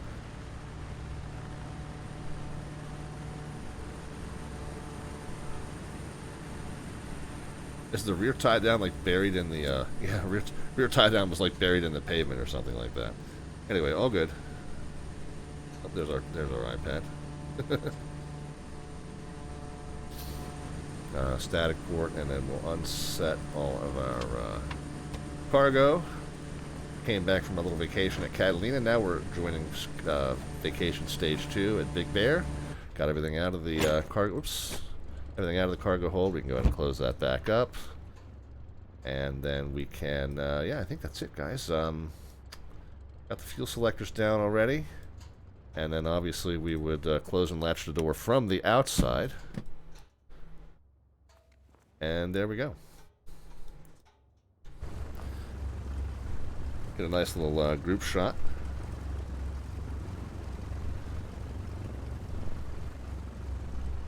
Wow, nice turnout here, guys. Thanks for flying along, everybody.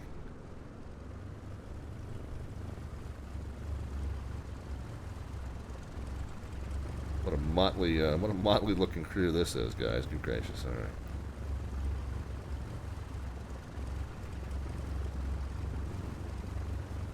There we go, your closing screenshot.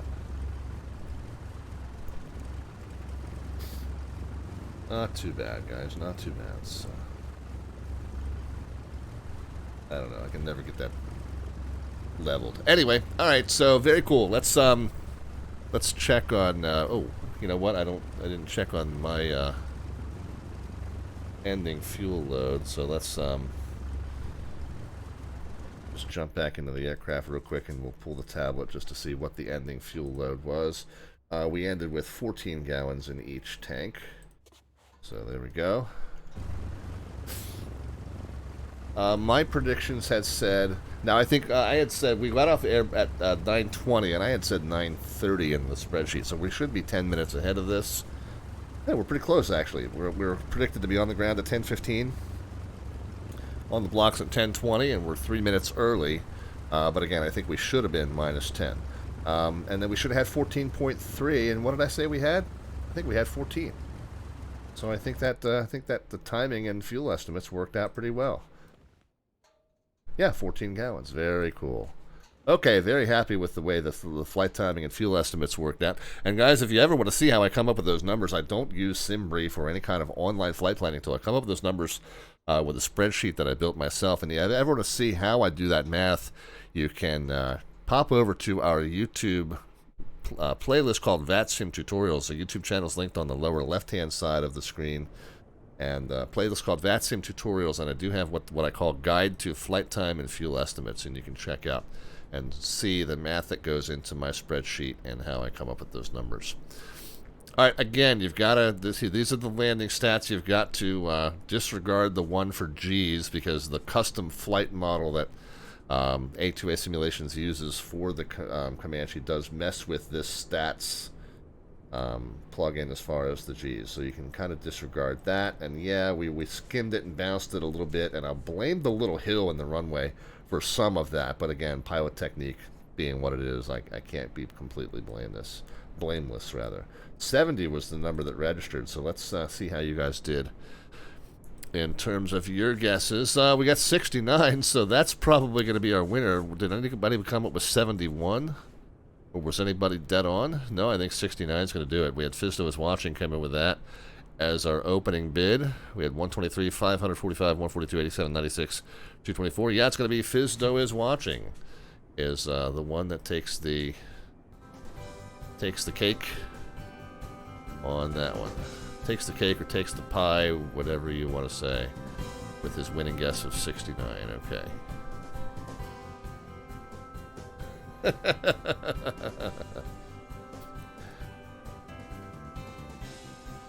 It's not rigged, Kinney. You just lost.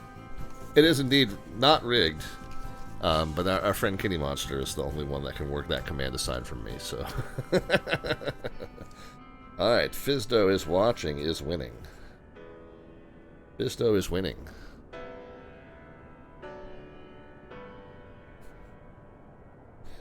At Lima 35 on 213. Alright, friends, well, he's got his latest entry into our landing rate raffle. We pull that toward the end of each and every month. The next drawing will be on February the 23rd. And 2 winners will come out of the fishbowl on that day. And each of the 2 winners will get eligible for any item off of the Slant Alpha prize vault list, which includes any of our branded merch items, t-shirt, ball cap, mouse pad, coffee mug, or tote bag, which I'll ship to you at my cost. If you don't want any of that stuff, you can choose an electronic gift card to Amazon.com and get some of your own stuff. Or you can choose some sim stuff, some virtual stuff, if you want xplane.org store or simmarket.com as your winning choices there. And each of the 2 winners gets their free choice of anything that's on this list, any one item off that list. And if you don't make it to the show where we do the drawing on February the 23rd, we will contact you. If you're on our Discord, we'll contact you that way if you win, or we'll contact you via Twitch Whispers. So you don't have to worry. You don't have to be present to win. We will contact you. But it's, of course, always more fun if you're able to make it there and be there with us when we pull that drawing. Guys, we are a general aviation flying stream for the most part. We stream for you typically on Mondays, Wednesdays, and Fridays at 7 p.m. U.S. Eastern Time. During the winter months, that is Zulu. In terms of Zulu, that's midnight on the day ahead. Now, you'll notice that tonight we are a little bit off schedule because we're on a Tuesday. Tomorrow being Valentine's Day, we are going to be off. I'm going to be spending tomorrow night with the missus. Keep your minds out of the gutter. We're going to dinner. Tomorrow night will be spent with the missus, and then we'll be back on our normal show schedule for Friday. What do I have on tap for you Friday? Is it Whiskey Friday? I think we're doing the... Oh, yeah. Yeah, I know exactly what we're doing. Because it's more Valentine's themed stuff for you on Friday. But again, those of you new to the channel, the theme of the channel is that old school analog style of radio-based navigation. You won't see too much going on here with flight management computers or RNAV capability, GPSs, inertial nav systems, that kind of thing. We tend to stick to that old analog style, VOR radio tracking style of navigation here for the most part. We do make a few exceptions. So you can check that show schedule out underneath the About tab and see not only which days we're going to be on and off if we're off of our normal cycle, but you can also see for any specific day what we're going to be up to as we start the show.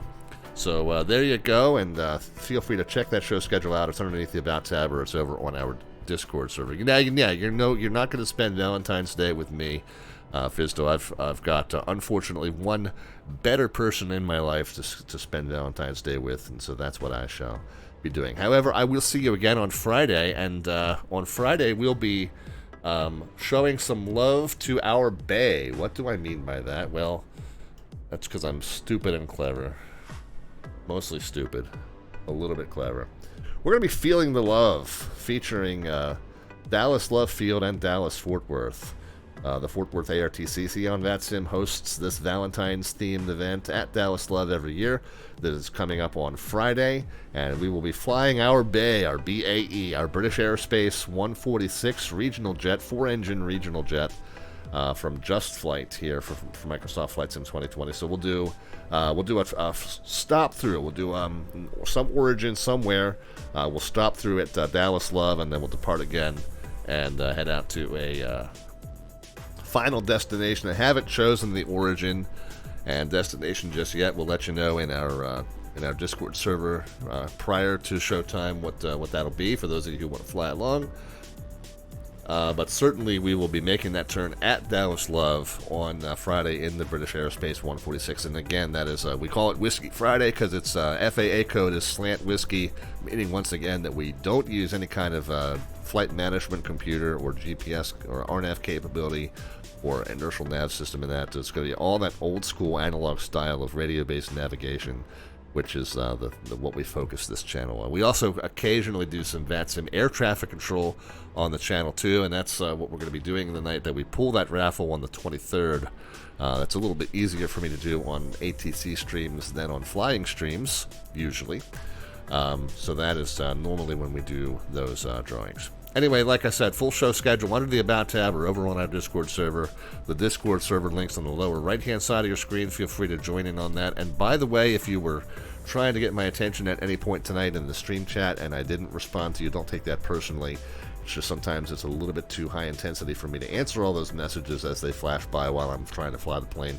So feel free to ask any questions that you had about anything that you heard or saw tonight over in our Discord server. I do check in on that more or less every few hours, 24/7, 365. So great way to interact. And even if you were just trying to say hi, you didn't have a specific question, but you were just saying hello, that is absolutely fine. Just jump in on that Discord and touch base with us that way. And we talked about the YouTube link. That is the archive for all of our old flight broadcasts, but we also have a playlist called VATSIM Tutorials that we mentioned before. In addition to what we talked about with the flight time and fuel estimates, though, we've got some information for those who might be considering joining VATSIM, but maybe intimidated by the realistic procedures and communications. So we've got some information over there about putting a route together, reading sectionals, choosing a call sign, choosing an equipment code, all of those sorts of things. So feel free to pop in, check those out, ask any questions you have about those things right there in the comments, or track us down on our Discord server and do that. Last but not least, you've been seeing the advertisement flash across the bottom of the screen for Flight Sim Expo 2024. I will note for you that it does say Tropicana. It is not going to be at the Tropicana. It is going to be in Las Vegas. It is going to be June 21st, 22nd, and 23rd. However, the Tropicana is recently announced that they are closing for the construction of the new baseball stadium earlier than anticipated.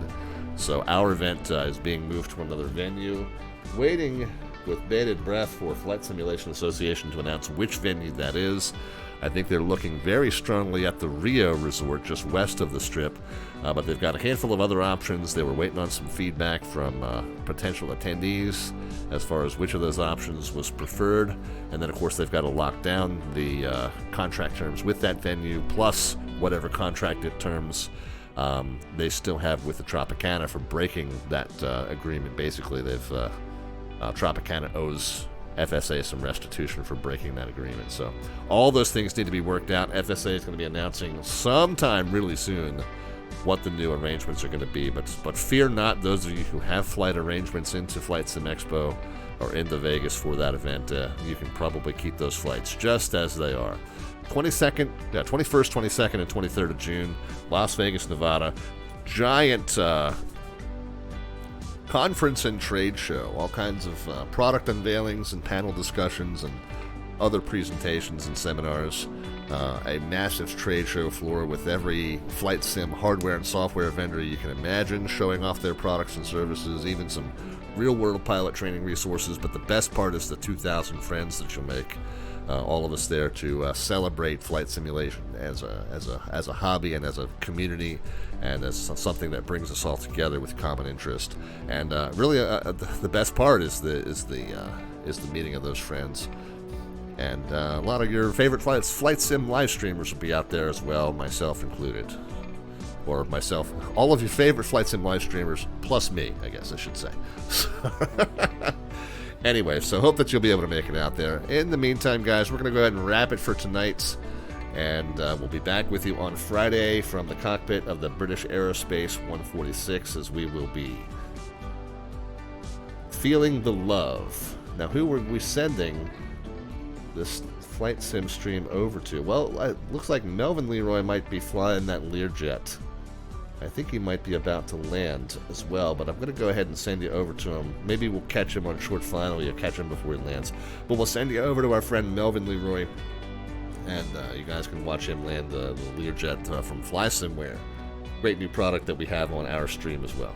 Let me shoot you over to him as quickly as possible so you can watch that landing. All right, guys, enjoy. Tell him that Slant Alpha sends his love, and I'll probably hang out and harass him for a little bit as well. So we will... oh, he's getting the raid from Sim Caesar right now, too. All right, we'll hit him with the double raid, guys. Enjoy, and we'll be back with you on Friday feeling the love. In the meantime, be healthy and safe in all of your own travels and adventures between now and then, and we'll talk to you Friday. Good night, guys.